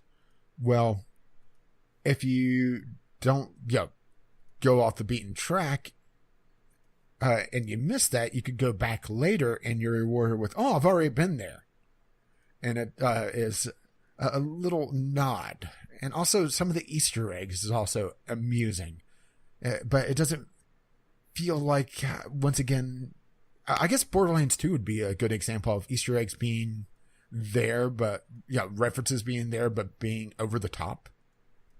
Where, like, 2 of the people in the Great Khans camp is named Jack and Diane. I'm not gonna lie, I've never noticed that before. Yeah, the 2 drug dealers. They're Jack and Diane. About Jack and Diane. 2 American kids growing up in the heartland. Yeah. I've never noticed that before, but I'm gonna go look for it later. Oh, there's so many Easter eggs. And it's not just quests, it's Jack and Diane level stuff, Yeah. But maybe this just ties into the writing being a lot better in New Vegas, where they spent a lot more time world building, and Obsidian is better about building worlds.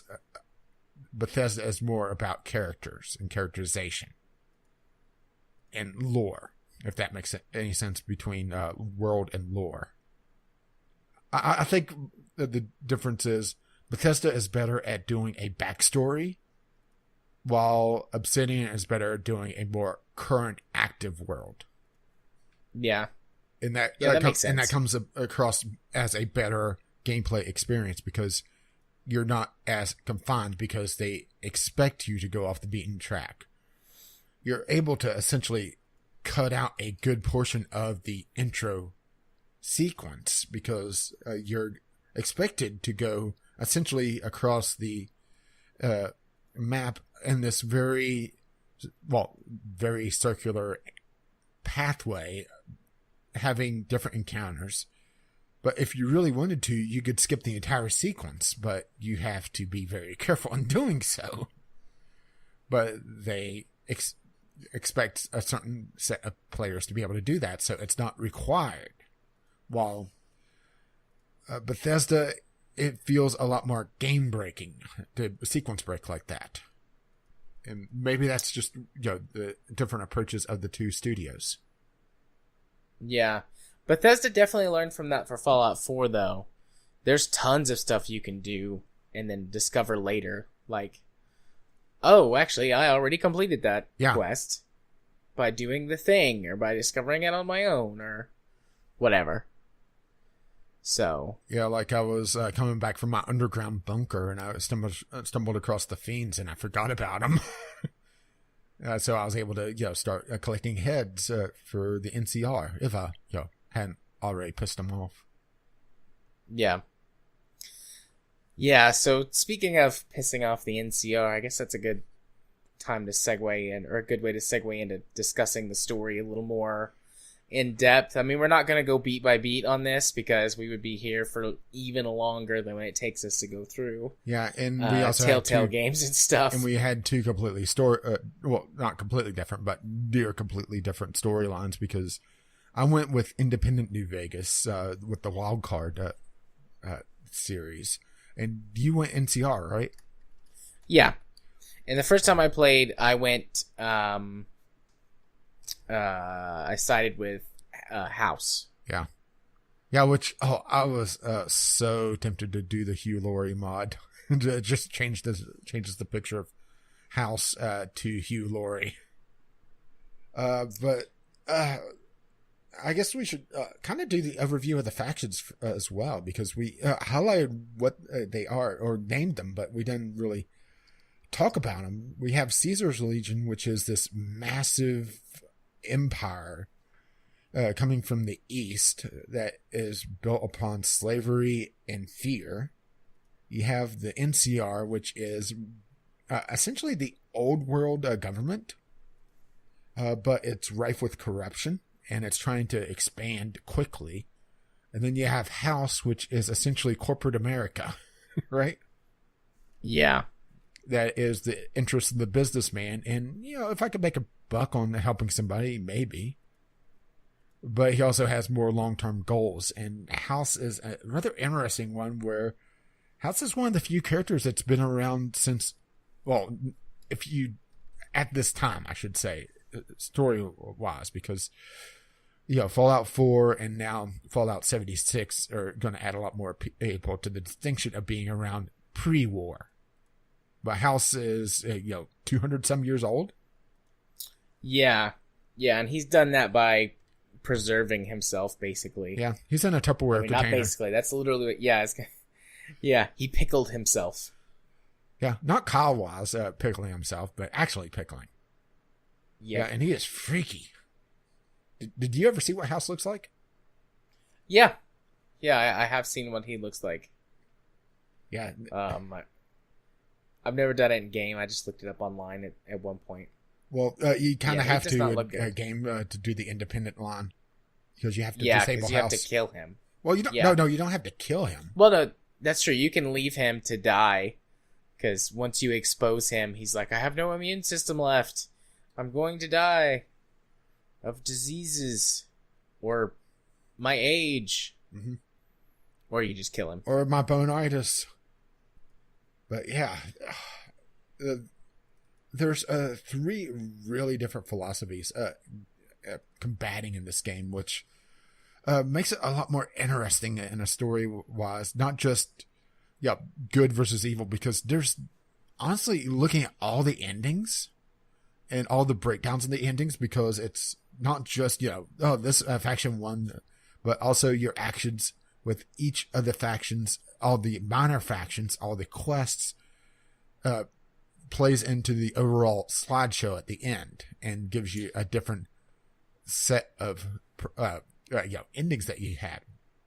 And right, I completely forgot to mention that. We both did. Like, you gain reputation or lose reputation with the various factions and areas based on how you complete quests. I tended to play fairly good, so most of the settlements and everything benefited from my actions, and they really liked me. So I got the, I guess, air quotes, good ending. Yeah, which honestly, in that respect, there's no real good ending because it's all shades of gray.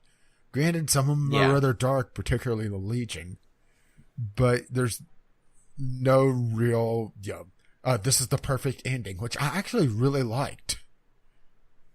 That's something else that Fallout 3 had, was that it was a very black and white, good and evil ending, and that was it. This, across the board, it's shades of gray. And it makes it feel a lot more realistic because of it. Even if it is a little wacky at times, a gang of Elvis impersonators, for example. The Kings, they're awesome. They're probably my favorite faction or favorite group in the whole game. So are you going to show your son the Kings? Yes, when he's old enough. What's hilarious is that they don't realize that they're Elvis impersonators. They happened upon a school of impersonation for Elvis, and they thought it was a church. Because it's all dedicated to this one man, and because of radiation and damage and age, nobody was able to figure out the name of the king, so he was just the king.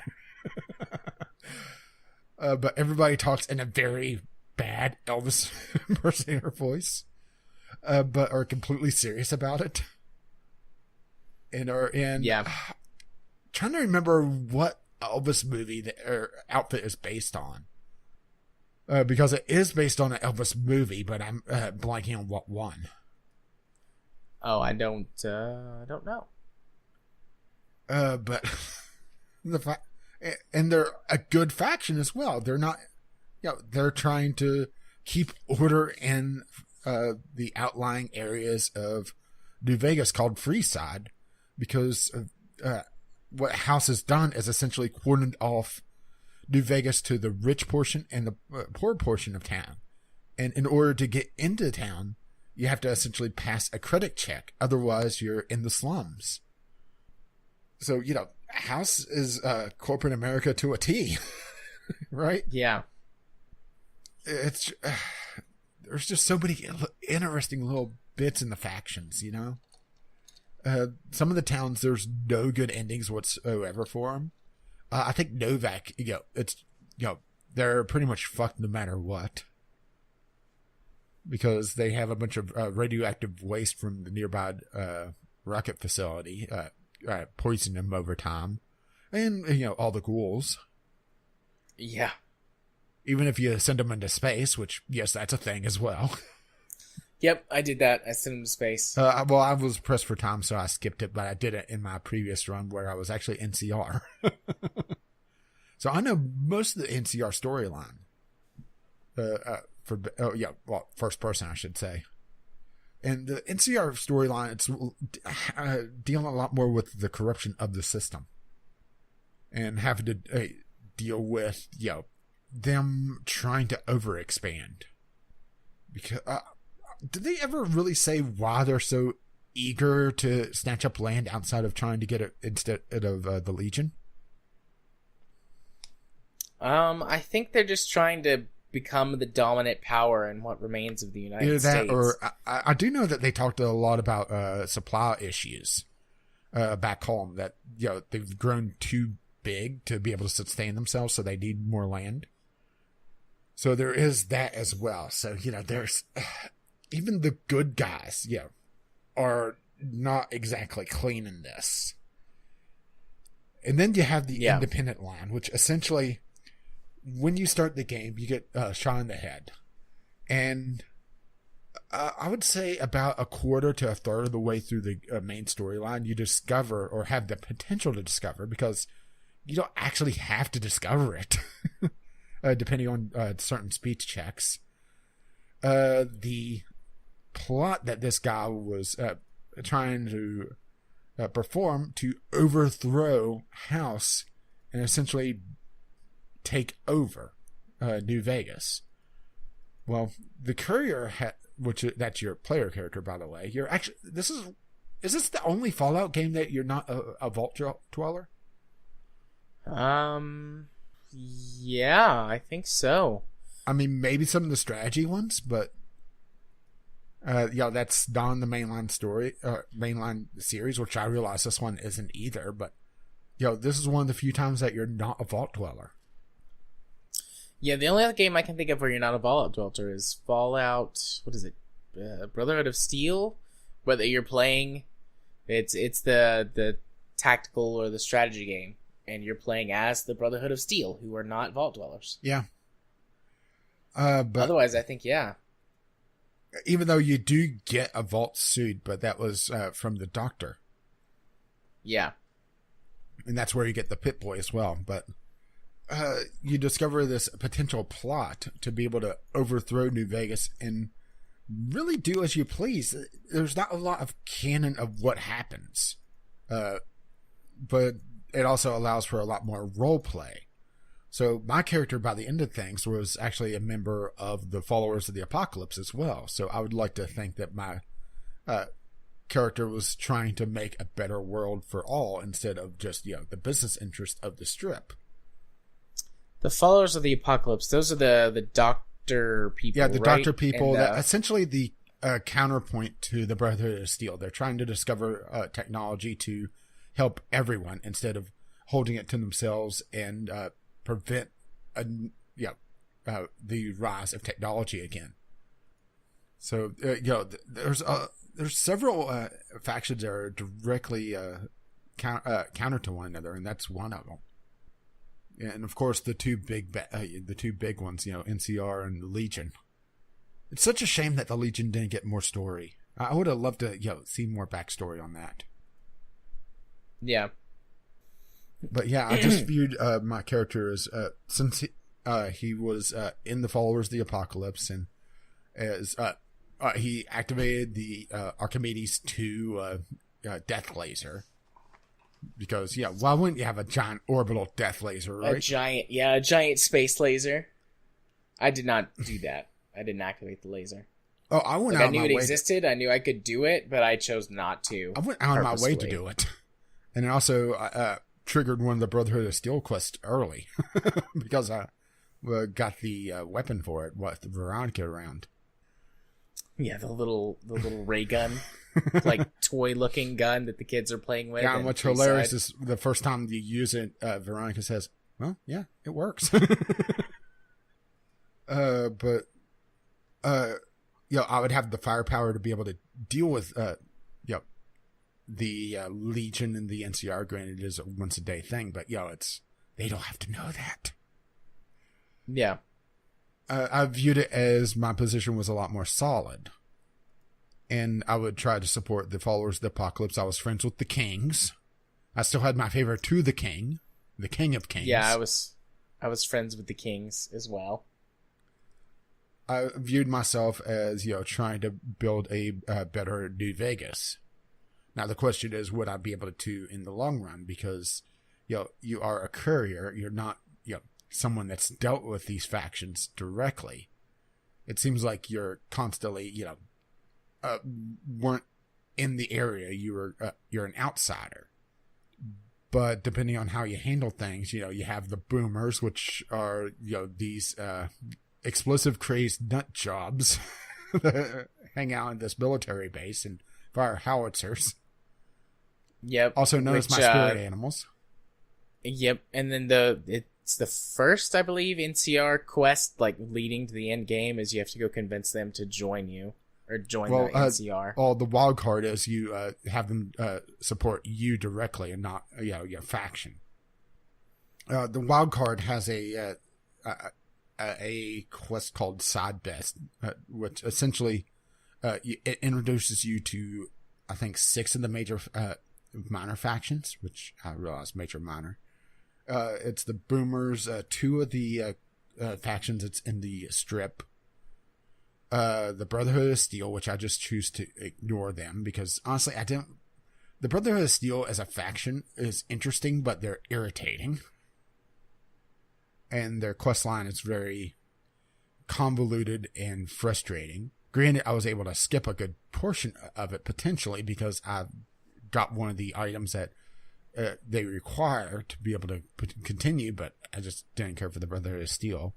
But also viewed the Brotherhood of Steel as more isolationist because of just how things were going for themselves, and not how the end game really was going to show things. Where they were a bunch of raiders essentially.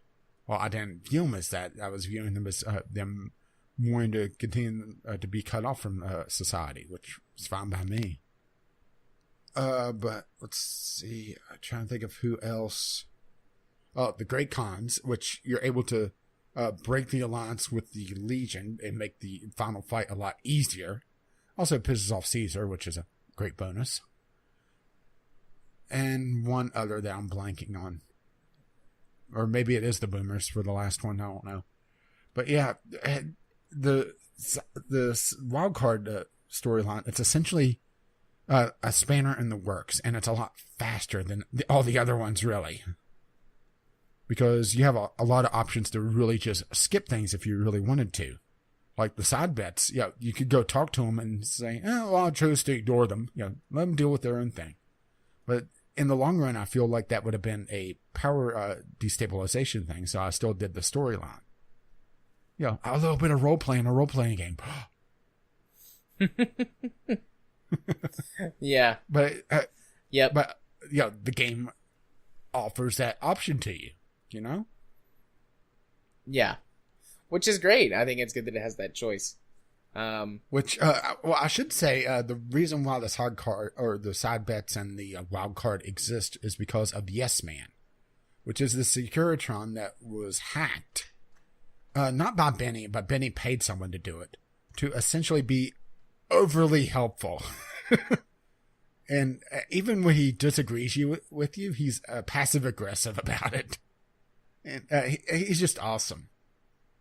And always so happy to do things.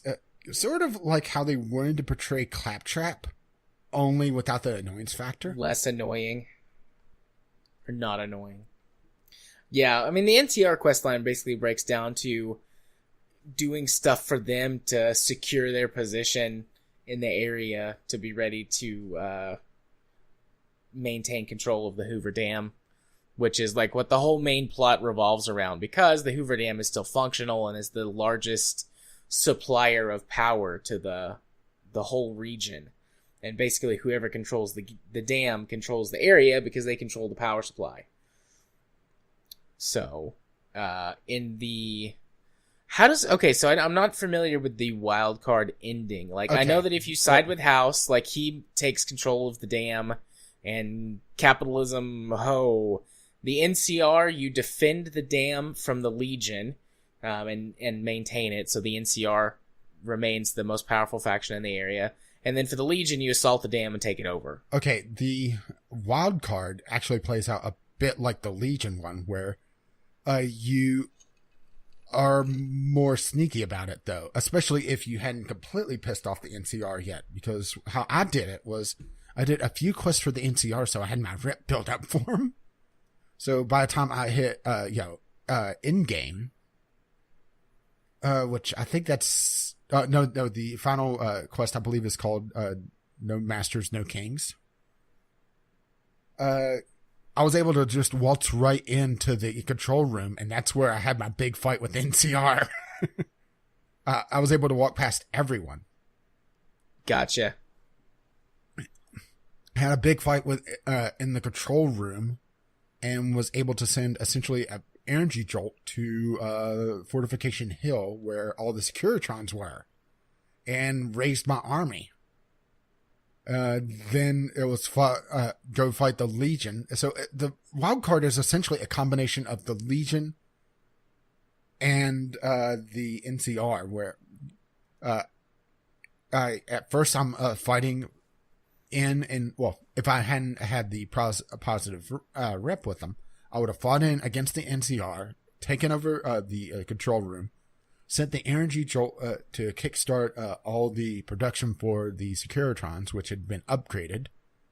Because how you're at least supposed to play it, you don't have to, is you are kind of following the house line up to a certain point where you have a sudden but inevitable betrayal. With a little bit of NCR on the side, with really just pissing off the Legion the entire way.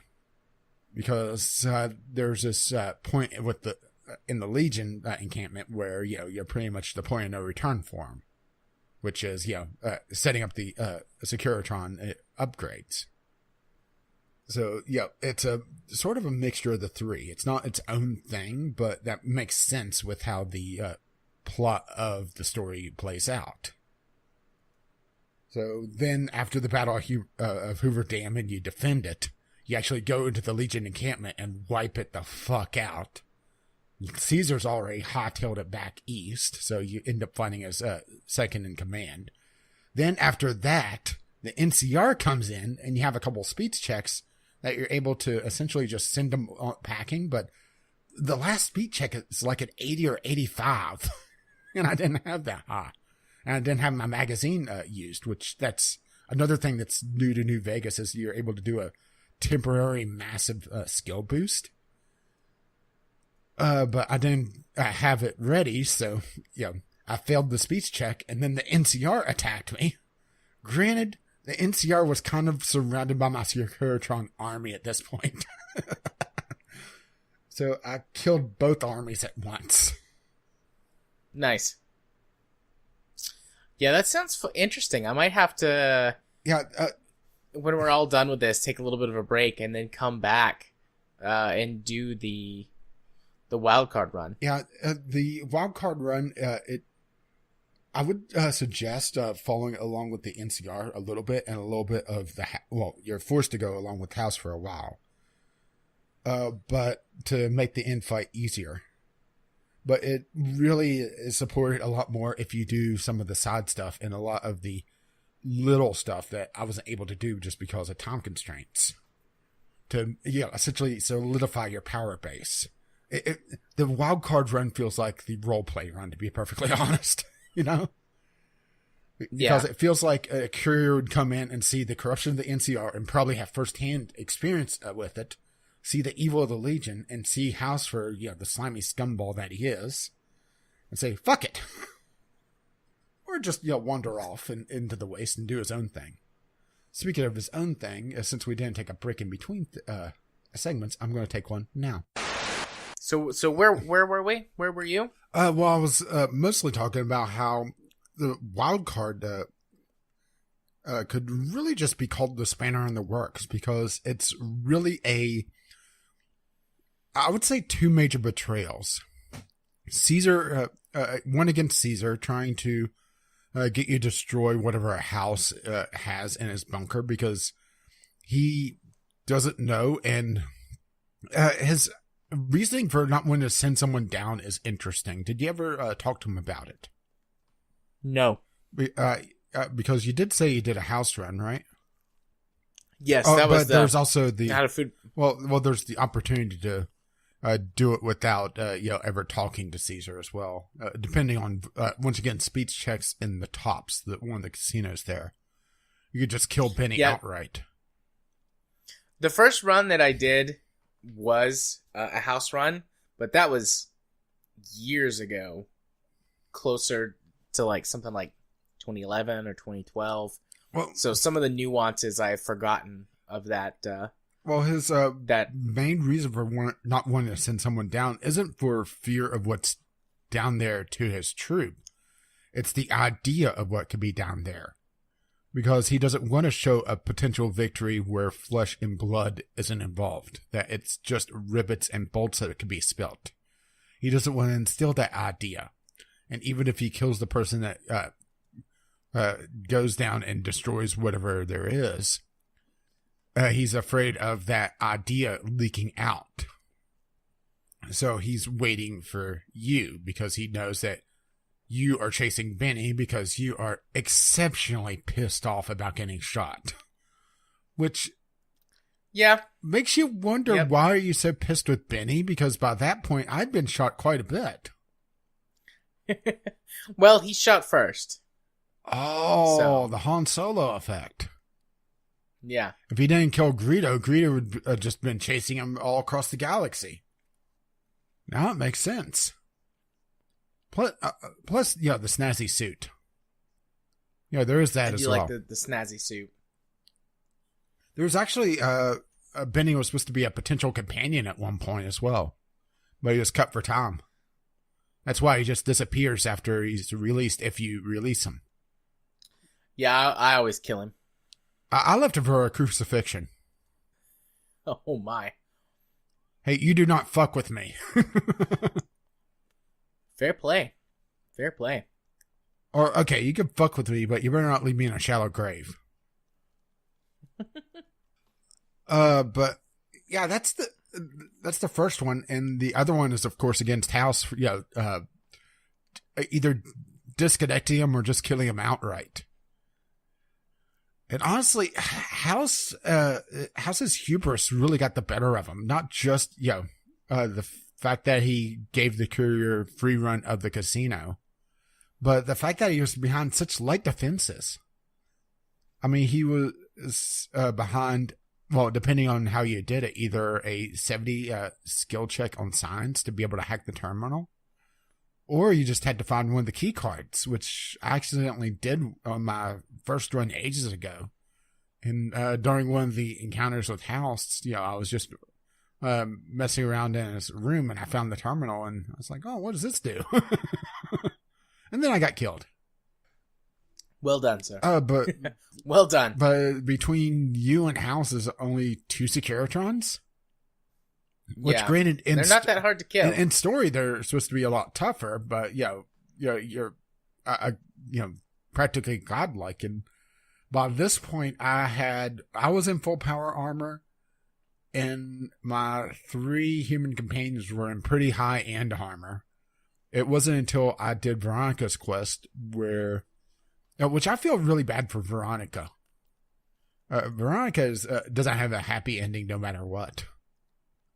But her quest line, if depending on how you do it, you could get essentially jumped by the Brotherhood of Steel, and they donated a few more sets of power armor to the cause, and a Gatling laser. Yay, Gatling laser. Yeah, which I didn't really use. I did use the Gauss rifle though. That was fun. I love the Gauss rifle. One of the most fun weapons. One of the best weapons in the game, I think. Well, the underground bunker has this hidden storeroom of weapons, and one of them is called Pinpoint, which is just this absolutely nasty sniper rifle, which also has night vision on it. And also had a bloody mess, so, it wouldn't just, kill someone, their head would just fly off. Oh, bloody mess was so much fun. Yeah, I love the bloody mess perk. Yeah, pretty much, I would say 75%, 80% of the time, at least a limb goes flying. Even from, just getting shot with a BB gun. Or punching somebody with your bare fist and watching both their arms pop off and their head, explode. It's like, yes, I want this in my game. Yeah, and I was also running Wild Wasteland, so, during the Battle of Hoover Dam, there were, a few things there, like, the radio starts playing, "Game over, man, game over!" Or in Cottonwood, where you your first real major encounter with the Legion encampments. Well, actually, the only one, because there's the fort and the Cottonwood. That's the two major encampments for the Legion, because most of their stuff got cut from the game. There's in Latin, Romans Go Home from Life of Brian. You can encounter Indiana Jones in his refrigerator. Yep, I've seen that. Don't you have to have the Wild Wasteland? Yeah, I was running Wild Wasteland. Okay. Yeah, I'm mentioning some of the Wild Wasteland stuff. It doesn't detract from the tone overall. I mean, granted, in some of the DLCs, it's a little bit more silly, but it's fun, Yeah. I've never played any of the DLCs for New Vegas before, so... Yeah, next month is going to be fun. I only really messed with one of them, but I know a little bit of the story from the others. I am so looking forward to Old World Blues.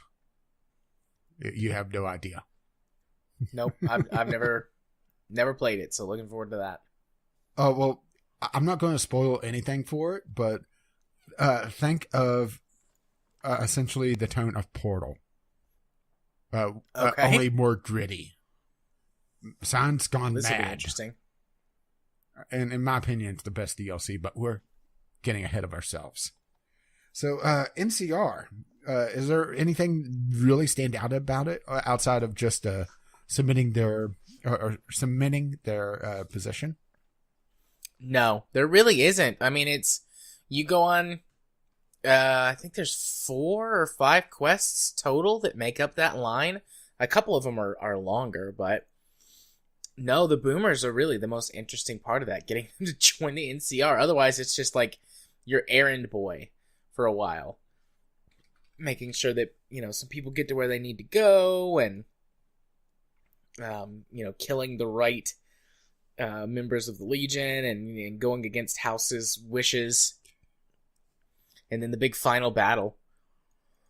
Yeah, the main storyline for Wildcard is really broken down into just a handful of quests, but side bets takes quite a while to be able to do, because it's introducing you to, and it calls you to go through a large chunk of the primary storylines or primary factions. So it's Wildcard Ace in the Hole, which is where you get introduced to the Yes Man. Change in Management, which find the Platinum Chip, kill/disable House, and install Yes Man into the Lucky 38's mainframe. Side Bets, which is where you make a contact with the 5 tribes. So I was misremembering how many. It's Brotherhood of Steel, White Glove Society, ominous, great cons and boomers and decide whether or not they should be ignored or as threats or not, and deal with them. Then you and what army go to House's bunker at the fort and upgrade the Securiton army. And then just the final one. I mean, it's not that complicated of a storyline, but if you don't choose to skip a lot of it, it allows you to really accelerate things. And the final quest is No Gods, No Masters, which is essentially just, two versions of the Hoover Dam battle kind of mashed together. Because I imagine the NCR, you also go into the Legion camp, right? Yeah, you go and you wipe them out. The final mission is called Eureka. You defend the dam and then go kill the Legion. Or go kill their camps. So, based on some of the stuff that you've done and how well it played out, you can get additional assistance from the NCR. You get like sniper support, additional artillery support. I think if you've done everything perfectly and you pass a skill check, I'm not sure if it's just a skill check or if you have to also do everything perfectly, but I did both. I got the best outcomes for the quest and passed the final skill check. But you get a whole bunch of troops that follows you into the final battle, and basically makes that trivial. Yeah, for me, because I was going in as independent, the final or the first part of the battle would have been just me versus the NCR troops that was there in my little group, of course. My army doesn't show up until really after the main fight, to be perfectly honest. And going into the Legion encampment, which I have to admit, watching the Securitrons go nuts in the Legion camp was fun. The only really oddball thing, or the thing that's outside the major stories, is just a quick visit to a power generator to be able to essentially jumpstart a reactor that's hidden in the Lucky 38 to make New Vegas completely energy independent. So the story behind the independent New Vegas is that all the power provided by the Hoover Dam can be sold off to be able to support the independence of New Vegas as a power. So the NCR still gets what they really want, to be perfectly honest, outside the land. Because most of what they wanted was the power. Right. Okay. Yeah, at some point I'm going to have to go back and do that, I think. Yeah, it just feels like the independent New Vegas, the wild card, is more of the role play one than anything else, to be perfectly honest. Yeah. Okay. I don't think I have any final thoughts to add. I will say that the game, thorough, particularly. I will say that the game definitely shows both its age and the fact that it was rushed. Yeah, but it just shows how good it is overall, and it actually turns out that you do go to the power substation to make New Vegas energy independent anyway during the House campaign. I was just looking around on this during the House Always Wins 7. Looks like the House quest line is a lot more broken down into individual steps, though. But then again, you're following a mastermind. Yeah. But yeah, it definitely shows its age, particularly in its graphics. There were some things that just were cut for time, or the console limitations or engine limitations. In the original trailers for the game, several areas that later was shown as that later became individual areas were one continuous area, like the strip was one zone to be in the trailers, but in the game itself, it's cornered off into, 3 different sections? Yeah, 3. Yeah. So part of that is the engine, because personally, Bethesda's engine just was not up to scratch to begin with, to be perfectly honest. Oh, so many things I could say about the Game Bro engine.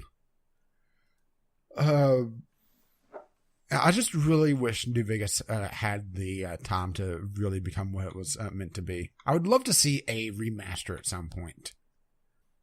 And maybe if it was given the attention, some of the cut content put back in. But then again, some of that cut content really can't go in because of the DLC.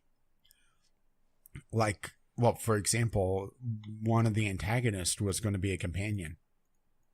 But he ended up becoming something so much more. But that's next month. Indeed. What a little tease there. And speaking of next month's Game Club, like we already said earlier in this episode, we're going to be doing specifically the DLC so for Fallout that New would Vegas. be Honest Hearts. I'm blanking on the second one. I guess I gotta go pull up. Yeah. Honest Hearts, Dead Money, Old World Blues, and The Lonesome Road. Sweet. Which, honestly, out of all of them, I'm looking forward most to Old World Blues and The Lonesome Road to talk about.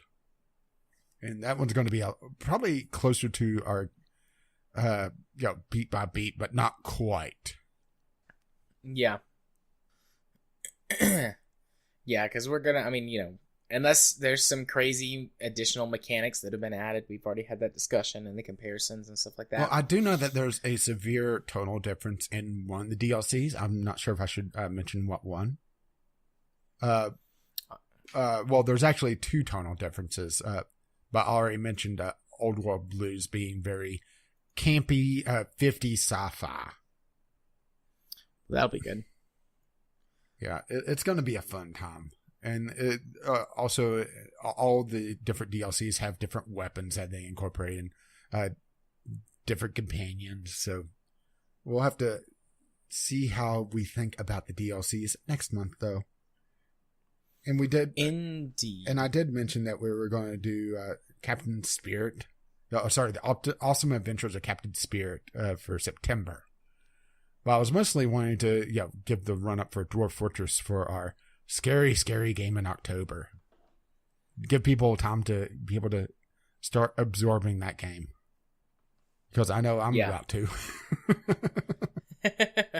Yeah. I'll have to get started on that too. Yeah, this is going to be the scariest game we could possibly do. Who knows? Maybe it'll click with me and I'll really like it. We'll see. And as long as your laptop doesn't burst into flames, it's a good work game for you. Yeah. We'll see. I'll give it a shot. I'll give it a shot. So, moving on to a little bit of news. Yeah, we're at the 2 hour and some change mark. We got time for some news. Yeah. It turns out we ended up talking about games a lot more than we intended. And, yeah. Well, not just New Vegas. And Game Club. Yeah. Yeah. Anyways, don't doubt the hour mark on games we played. The main news topic of the week, a Steam game is accused of scamming players and crypto mining. Oh. So this is interesting, and also not good, but interesting. Yeah, really. Yeah, and this definitely goes against the whole, wide open market that Steam wants to do.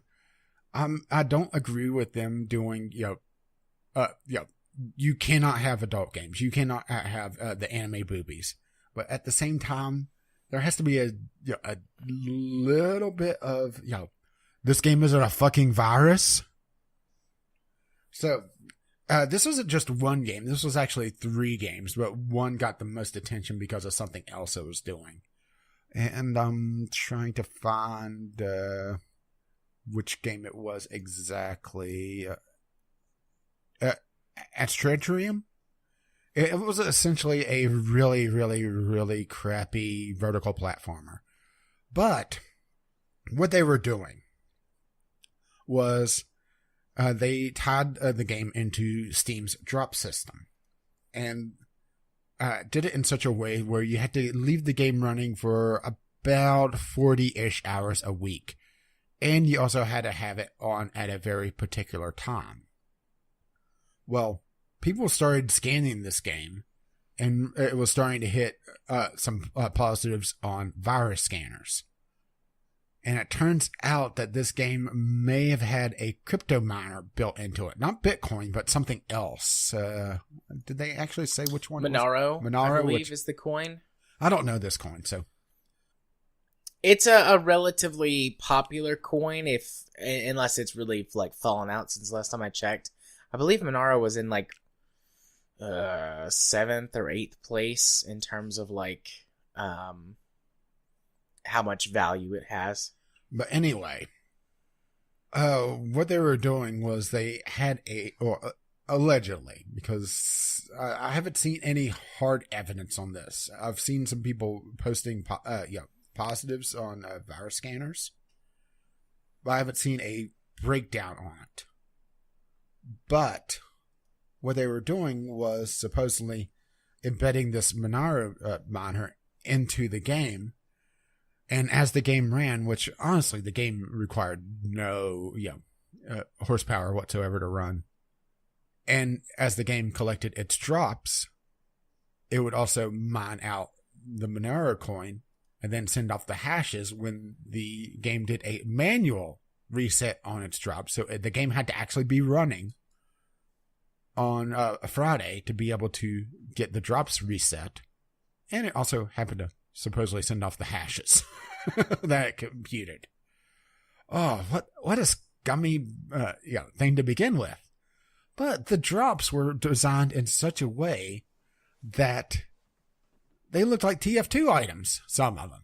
Some of them were memes to, be able to get the kids interested. The Pepe Frog and some of the more popular memes on the internet. Yeah, there's one about like a gay pan or something like that, or a gay pot. The gay key and the gay crate and the gay key, which looked like a butt plug. Yeah, I chuckled at that. And various flags and that sort of thing, but and some of them were going for quite a few bucks because they had the artificial scarcity to begin with, and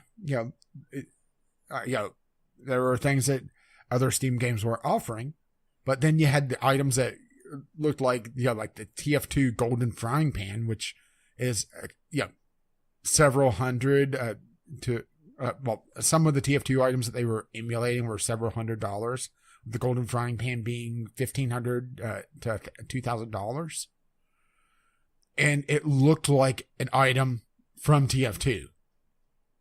And even they changed the name on the item to Team Fortress 2. So it's not just, it's a fake golden frying pan so you can put it on your profile. No, it was built specifically to scam. Yeah, was that the one where No, it was the rocket launcher, whatever that one was called, where the guy got scammed for $100 on it because it looked exactly like the ultra rare. Yeah, I'm not a big Team Fortress 2 guy. Well, I've fallen out on Team Fortress 2, but I do know the golden frying pan, and there was a few other ones that were popular that they were also emulating. And the way they had it set up was that the item dropped from the game. If you trade it through the Steam trading interface, it looked exactly like you would expect. So it makes me wonder, how were they able to build this without Valve noticing? Because supposedly that's been going on for quite a while. It's just recently got the headlines. Especially considering they changed the name on the game items to Team Fortress 2. How the hell does that not set off some sort of flag, right? Yeah, well, on the Sid Alpha video, they changed it real quick after it got called out, but it still says on the URL it has the Team Fortress 2 name of the thing. I assume they changed it so fast to try and avoid getting in trouble with. Yeah, well, it didn't work because they got pulled, as well as a couple others that's been linked to crypto mining. One of which is hilariously called Bitcoin Miner.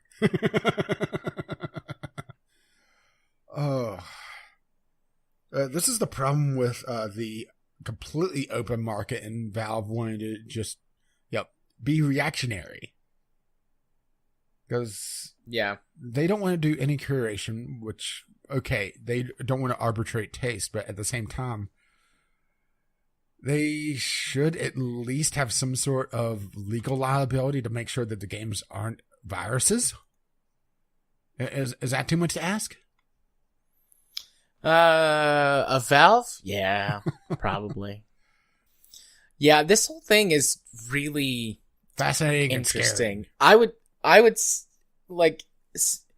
I would suggest that anyone follow the link and watch the Sid Alpha video. He does a really good job of breaking this down. Yeah, it is a little much long-winded, better. Admittedly, but he It's goes like 10 or 12 minutes long, something like that. Yeah, but he goes in depth on everything on it. Yeah. And I like the point that he makes, like, this might be the replacement for the asset flip. People getting better and better about sliding this kind of stuff in there. Especially since so many games are building themselves around the player marketplace. Yeah. I mean, find an item that is popular, that's selling quickly, that's expensive. Honestly, it wouldn't surprise me at this point that the next asset, or what do we even call this outside just scam? Market scam? Market cloner? Market cloner. Market item cloner? Does it for PUBG items. Because that's also a popular thing on the Steam market. And they wouldn't be messing with Valve directly. Because honestly, I think that's what really got them pulled so quickly, was they were messing with the director of the marketplace that they're dealing with. Granted, PUBG has really fallen off. I'm looking at the most popular items on the Steam marketplace, and I'm only seeing one PlayerUnknown's Battlegrounds items on the front page. And that's only $100, you know? Yeah. Only. I don't know how much there is to add to this topic. It's just the You astonishment. did a really good job explaining it. Yeah, it's the astonishment of it, you know? I wouldn't have thought that the market could be turned like this, and it just shows how crazy things are getting. Yeah. I mean, this is worse than anything on the Android store. I mean, you see all sorts of clones and all sorts of crappy asset flips, but you don't see that many outright scams like this, do you? No, not that I'm aware of. I mean, I'm sure there's a few that have happened somewhere, you know, but I mean, as far as I know, to this degree, like hijacking and using your device to mine a cryptocurrency. And not just mine not that I know of. cryptocurrency, but also completely emulate an item from a competitor to be able to scam people. Yeah. And well, there's plenty of that. Plenty of faking that you're... Yeah, but doing it so that, different- it looks completely legitimate. To the point Yeah. that Valve actually has to put a Band-Aid on their trading system so that if you're trading for an item that you've, or a game that you've never played, or the game is new on the Steam store, it has to do a pop-up. Because that's something Valve just quickly implemented to try to prevent something else from happening again. So maybe this is going to prevent it, but honestly, you gotta, this is going to sound very cynical on me, but what the hell? No matter all the warnings, no matter all the, cautions, there's always going to be the stupid person, you know? Yeah. Although there might be something that's been happening with this. Now that I think of it, the Play Store has removed all cryptocurrency mining apps from it. And they're actively not allowing or removing any apps that get added that are cryptocurrency miners. I mean, you can still get them, but you can't get them directly from the Play Store. You have to download them from like a website or, a third-party app vendor. Yeah, so maybe there was something that was going on, but because we're not plugged into the mobile scene, because we're not cool like that, we're not hip with the kids. Yeah, like I just remembered I read something about that a week ago or so. It's just more of just pure astonishment about this entire thing, really, than anything else. Because this is something that, this is almost on the level of some of the Eve heists that I've heard, you know? Where people pretended to be something for years. Yeah, and then they flipped the switch. Mm-hmm. Yeah, went in, killed their boss, took over New Vegas. Not that I would know anything about that. Yeah. Not a thing.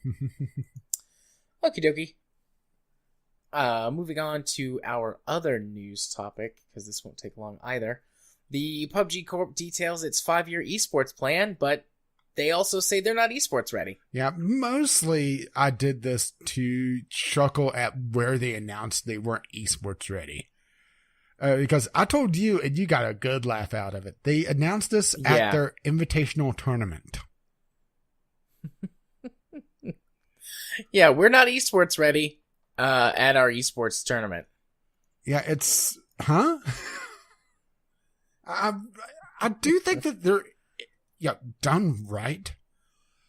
Battle Royale could be a really compelling esport, but it can't be shot like you do StarCraft.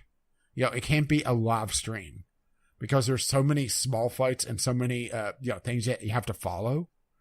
I really, really, really think okay, probably not PUBG, but because PUBG seems to want to piss off everyone. Yeah. But using PUBG as kind of the generic battle royale because it kind of is. Shots fired. Oh yeah.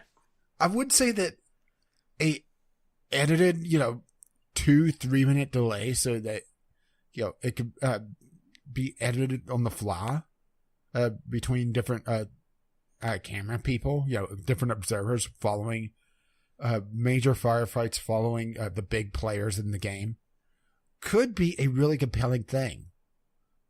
I mean, I just go back to constantly this video of Jeopardy behind the scenes, the director directing all the camera movements, and I would love to see a battle royale game where someone like that is directing all the camera shots instead of having this long, sweeping, overlooking thing where you can't see shit because the person that's commentating is also trying to handle the camera and the game doesn't really have a good observer mode. Instead, just have dedicated camera teams and have a dedicated director and let the commentators commentate. And I think the Battle Royale genre is trying to emulate Rocket League. They're trying to emulate StarCraft. In that they're doing a single camera with the commentator directly influencing the camera movements, and it just doesn't work. Yeah, I like that idea. Because, I mean, if you're... Different esports have to be filmed differently, just like different real-life sports have to be filmed differently. Like, there's less difference, I think, between various real-life sports and how you have to film them, but, I mean, there are differences. Okay, I would say, this is probably a very bad example, but the difference between how basketball is shown versus how baseball is shown. Right. Where baseball has a lot more camera movement, a lot more different shots. That could be how Battle Royale is handled, where they have a dozen different observers following around and are swapped to, instead of trying to follow with one, maybe two observers, especially with such a huge map. Granted, towards the end, it would be a little bit overkill, but in the beginning where things are a lot more interesting, I would say Battle Royale is most interesting in the very beginning and the very end. In the middle portion... Yeah, the middle bits are very boring. Yeah. So, the very beginning would be where all those cameras are very useful. And then at the end, they could set up a lot more variance in the shots. Have it where someone is followed closely, but also follow the overall battle, Yeah. No, that's a really good way to do it, I think. I mean, there could potentially be another way, but I can't think of anything, better to do it offhand, Just maybe something a little more traditional, like you follow certain players around, but I mean, if they die, then you got to move on for the rest of the match. Yeah, that's the problem, is that you can't really do independent streams of the major players because the way Battle Royale is handled, you could die at any time. Yeah. And the thing is, with this 5-year plan, they don't even, at least in the article, really detail what it is. Just they have a 5-year plan. And honestly, that's a little presumptuous of themselves because, not even the fact that, PUBG has had a downturn in player base outside of China, but, expecting to be relevant in 5 years. I mean, it's like, the MOBA genre, that's still very popular, but is it as relevant? The MMO genre, the World War II shooter genre. Gaming moves in cycles, and it's a lot shorter than 5 years. And I really think that the Battle Royale fad isn't going to last 5 years. Particularly once the AAA games start cashing in this year. Yeah, we'll see. I think like most other things, there will be one or two that hang on. Probably Fortnite. Maybe PUBG. I mean, it's still number 2, but it doesn't seem to have as much... I mean, it's nowhere near as unique or interesting. Mm-hmm. So, yeah, their big thing that they're planning on is regional professional PUBG leagues with Europe, North America, China, and Korea planned for next year. And additional regions may be added in 2020 with a world championship bringing winners together at the end of the year. And these leagues will reportedly have a more traditional format following a regulation system as opposed to the franchise system used by other esports, whatever that means. It's kind of funny that they're talking about financing esports, but they are saying that they don't have the money for custom servers. Yeah. You know what? I'm just not gonna... I'm not going to take that bait? Just not going to go there. I'm just not going to go there. Yeah. It wouldn't hurt my feelings to see a properly edited Battle Royale game as an esport. I think that would be very interesting. But the thing is, I think it goes in the face of what's popular, where it's instant gratification. You have to see it happen as soon as possible. So... And also the nature of Twitch where, it's a 10-second delay usually, and people get pissed whenever you have multiple minute delays. Yeah. Yeah, because, I mean, you would maybe not... You said 3 minutes earlier, didn't you? It might not have to be that long. Yeah, well, I was using that as a very wide buffer. But gotcha. Even a live director, I mean... If you've never seen it, go look at the Jeopardy behind the scenes in that director. Someone that knows how to direct and have proper camera people able to line up the shots. I would say it would be exceptionally interesting, but that requires a lot more back-end stuff that's not as apparent. And maybe that's the thing, is that, it's not, some guy sitting on the E3 stream eating Totino's pizza rolls, right? Pizza rolls. Oh, damn, that was cringy as hell, wasn't it? Yeah. Made me want pizza rolls, though, so it did its job. It made me never want to touch another fucking pizza roll, so it didn't do its job for me. Fair play, I guess. So I guess between the two of us, zero-sum game. Yeah, it balanced out. As all things should be? Indeed. But yeah, maybe it's just, the reason why that doesn't happen is that it's not as apparent. Or, you know, there's a certain expectation where it's, a little janky. Which could be said for PUBG to begin with. Yes, I went there. Indeed. PUBG is very janky. Very, very janky. Alrighty. And they can't help but shoot themselves in the foot. Much like us. Yeah, we don't shoot ourselves in the foot. But what we do shoot is Discovery Queue. Yeah, let's run through it pretty quick. It's after midnight. So, but we can go through real right quick fast and in a jiffy. Oh my. So doobly-doo for that Discovery Queue. And I got a JRPG immediately that looks interesting. Wise Memories of Cedria? Selketa, I think. That was the first one that I got too. But you beat me to it. Yeah. So you talk about it. I mean, pretty much your traditional ARPG, action-oriented, I should say, not prepper ARPG, JRPG. Looks like some sort of interesting map overworld mechanic where you're slowly discovering the map, at least from the screenshots. I'm not familiar with this series, so... Neither am I. I think it's one of the, not the major JRPGs, but it's a pretty big one. Looks like there's some camera issues though, and there's some minor game freezing issues according to some of the reviews, which is bad. And there's some people saying that it's having crashing issues as well. But if they could patch it, it would work out. It looks like it released a few days ago. Very colorful. It does look like it's a little older though. It has some very obvious polygons in it. Yeah. Ooh, okay. Just Cause 4. I mean, that was the fourth Just Cause game, so you kind of know what you're expecting. But I mean, I've been a huge fan of the Just Cause series since its inception, so seeing the fourth one makes me pop up, makes me a little bit excited.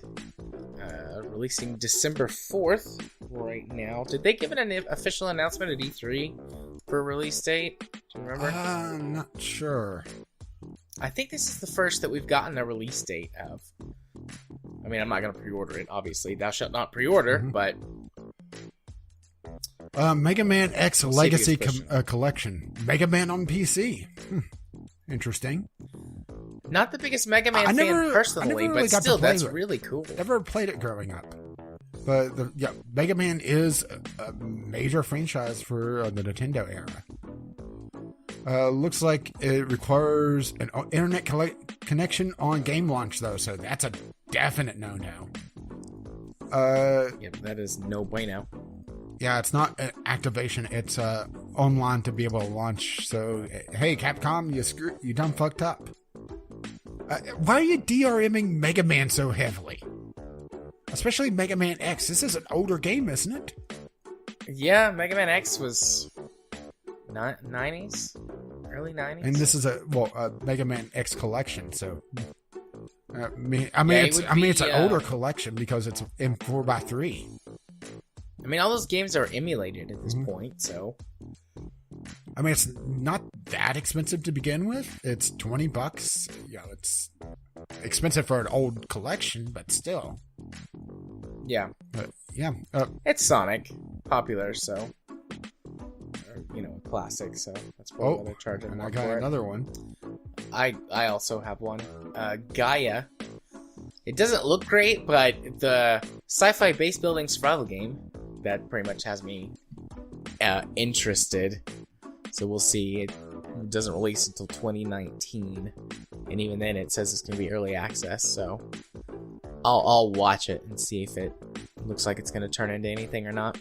Well, I got the Banner Saga 3, which is this massive CRPG saga at this point.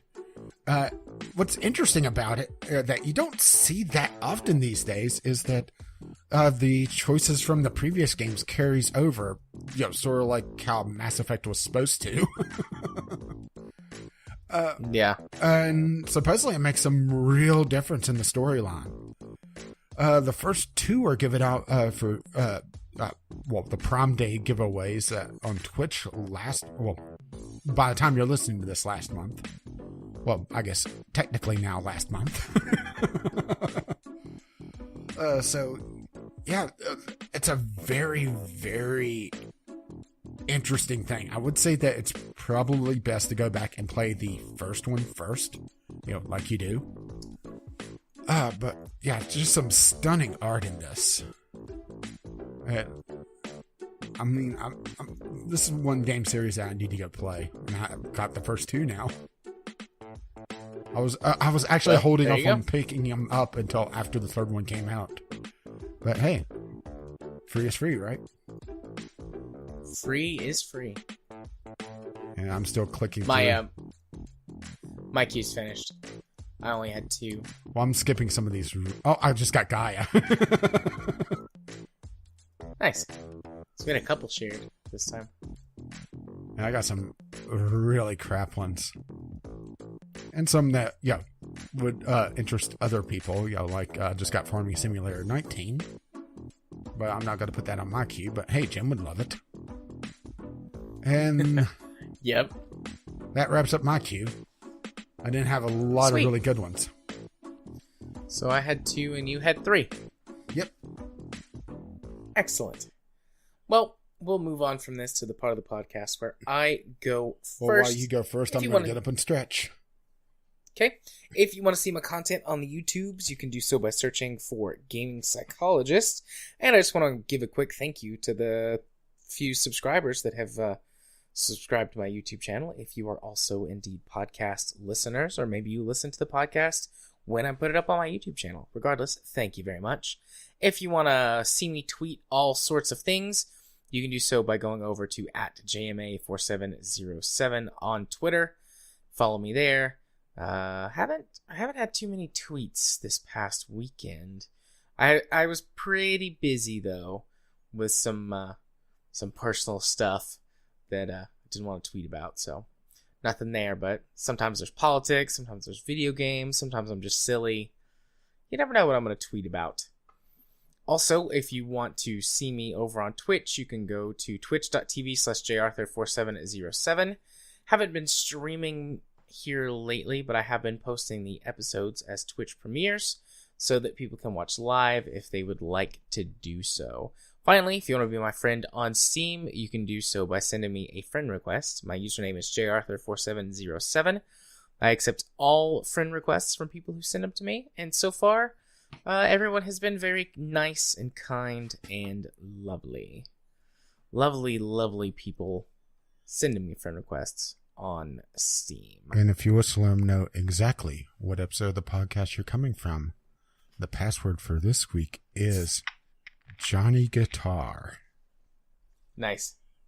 Yeah, it seems like every time I was near a radio in New Vegas, Johnny Guitar was playing. Was that for you as well, or? I tend to not listen to the radio in the Fallout games. No. I'm not talking about. No, I know. Whenever you wander up near places that have radios too, but I honestly don't pay attention to it.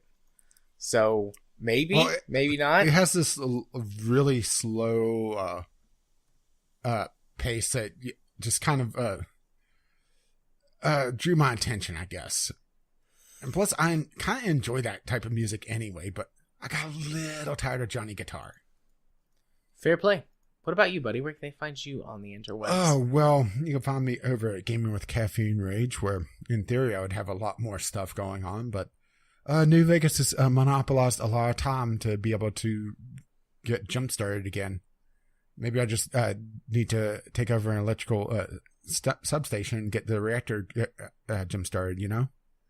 But RimWorld's still ongoing. Have some interesting things going on there. After, I would say, 5 or 6 poison ships in a row, I got a raid and also an infestation to deal with in the next few episodes. So, yeah. That's going to be fun.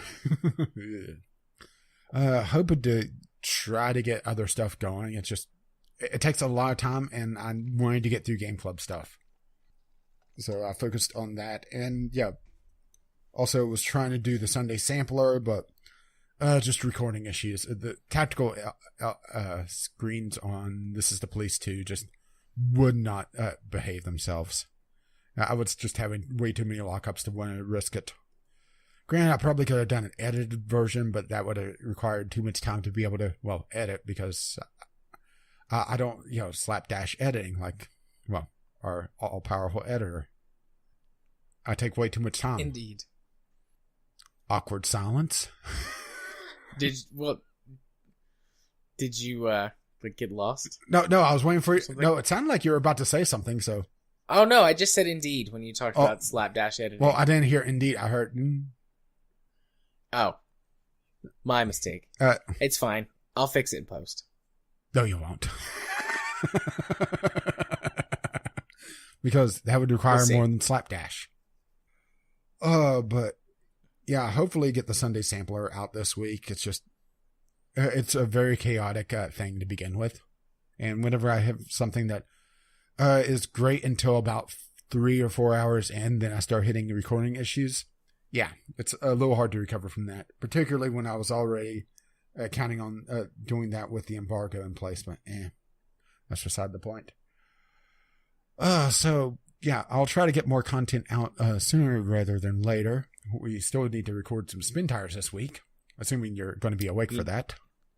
We do indeed. And they just announced a DLC for that as well. A paid DLC. Yeah, a couple of new maps. New map? Yeah. Sweet. But we need to figure out the workshop maps, because some of them look fun, and then and some of them look fun. But you can find all that over on Gaming with Caffeine Rage, or you just see me tweet about who knows what, who knows when, over on the Twitter Gaming with a CR. I think my last thing was bitching about my internet connection. Turns out someone rolled a truck into a utility pole and knocked my connection out for 13 or 14 hours. Yep, that'll do it. I was not pleased. But what really pissed me off was, call the customer support. They say, oh, there's an outage in your area, and hang up on you. Yeah. But yeah, Gaming with CR on the Twitters. And since we're talking about Twitters, there's also the podcast Twitter, VGL Podcast on the Twitter, or VGLpodcast@gmail.com, where you can send letters, voicemails, game-related topics, questions, which we should do a question sometime in the near future, because we've kind of been neglecting that. Should. It's been a little bit. Yeah, and something we won't neglect is to mention our Patreon, patreon.com/VGL Podcast, which pays for our Podbean account, VGLpodcast.podbean.com, which hosts the RSS feed, as well as the show notes. Or you just get us through iTunes, Google Play, but not Squeaker, or whatever the hell it is. Spreaker? Squeaker, whatever. Fuck them, right? Indeed. But we won't fuck Kevin McLeod, who provides our intro and outro music on the ground, or doobly-doo, the Discovery Cue music, by the same artist. And you can find him at incompetech.com. And? As always, as his lovely music starts to roll across my voice. Bye now. See you next time.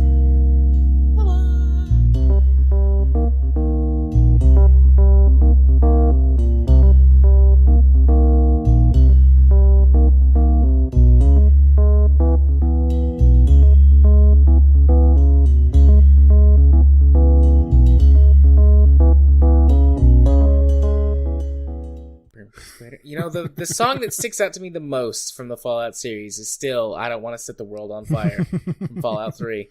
That trailer, that very first trailer, I think it was the E3 trailer back in, 06, 07? It has that sort of haunting, lilting quality to it already, which really fits the Fallout series. Maybe I'll put that in here, because this will be the post banter. post to outro banter. Well, I'll tell you what's fucking popular here is this Fallout 76 stuff. It's just crazy how popular it is in West Virginia. Take me home.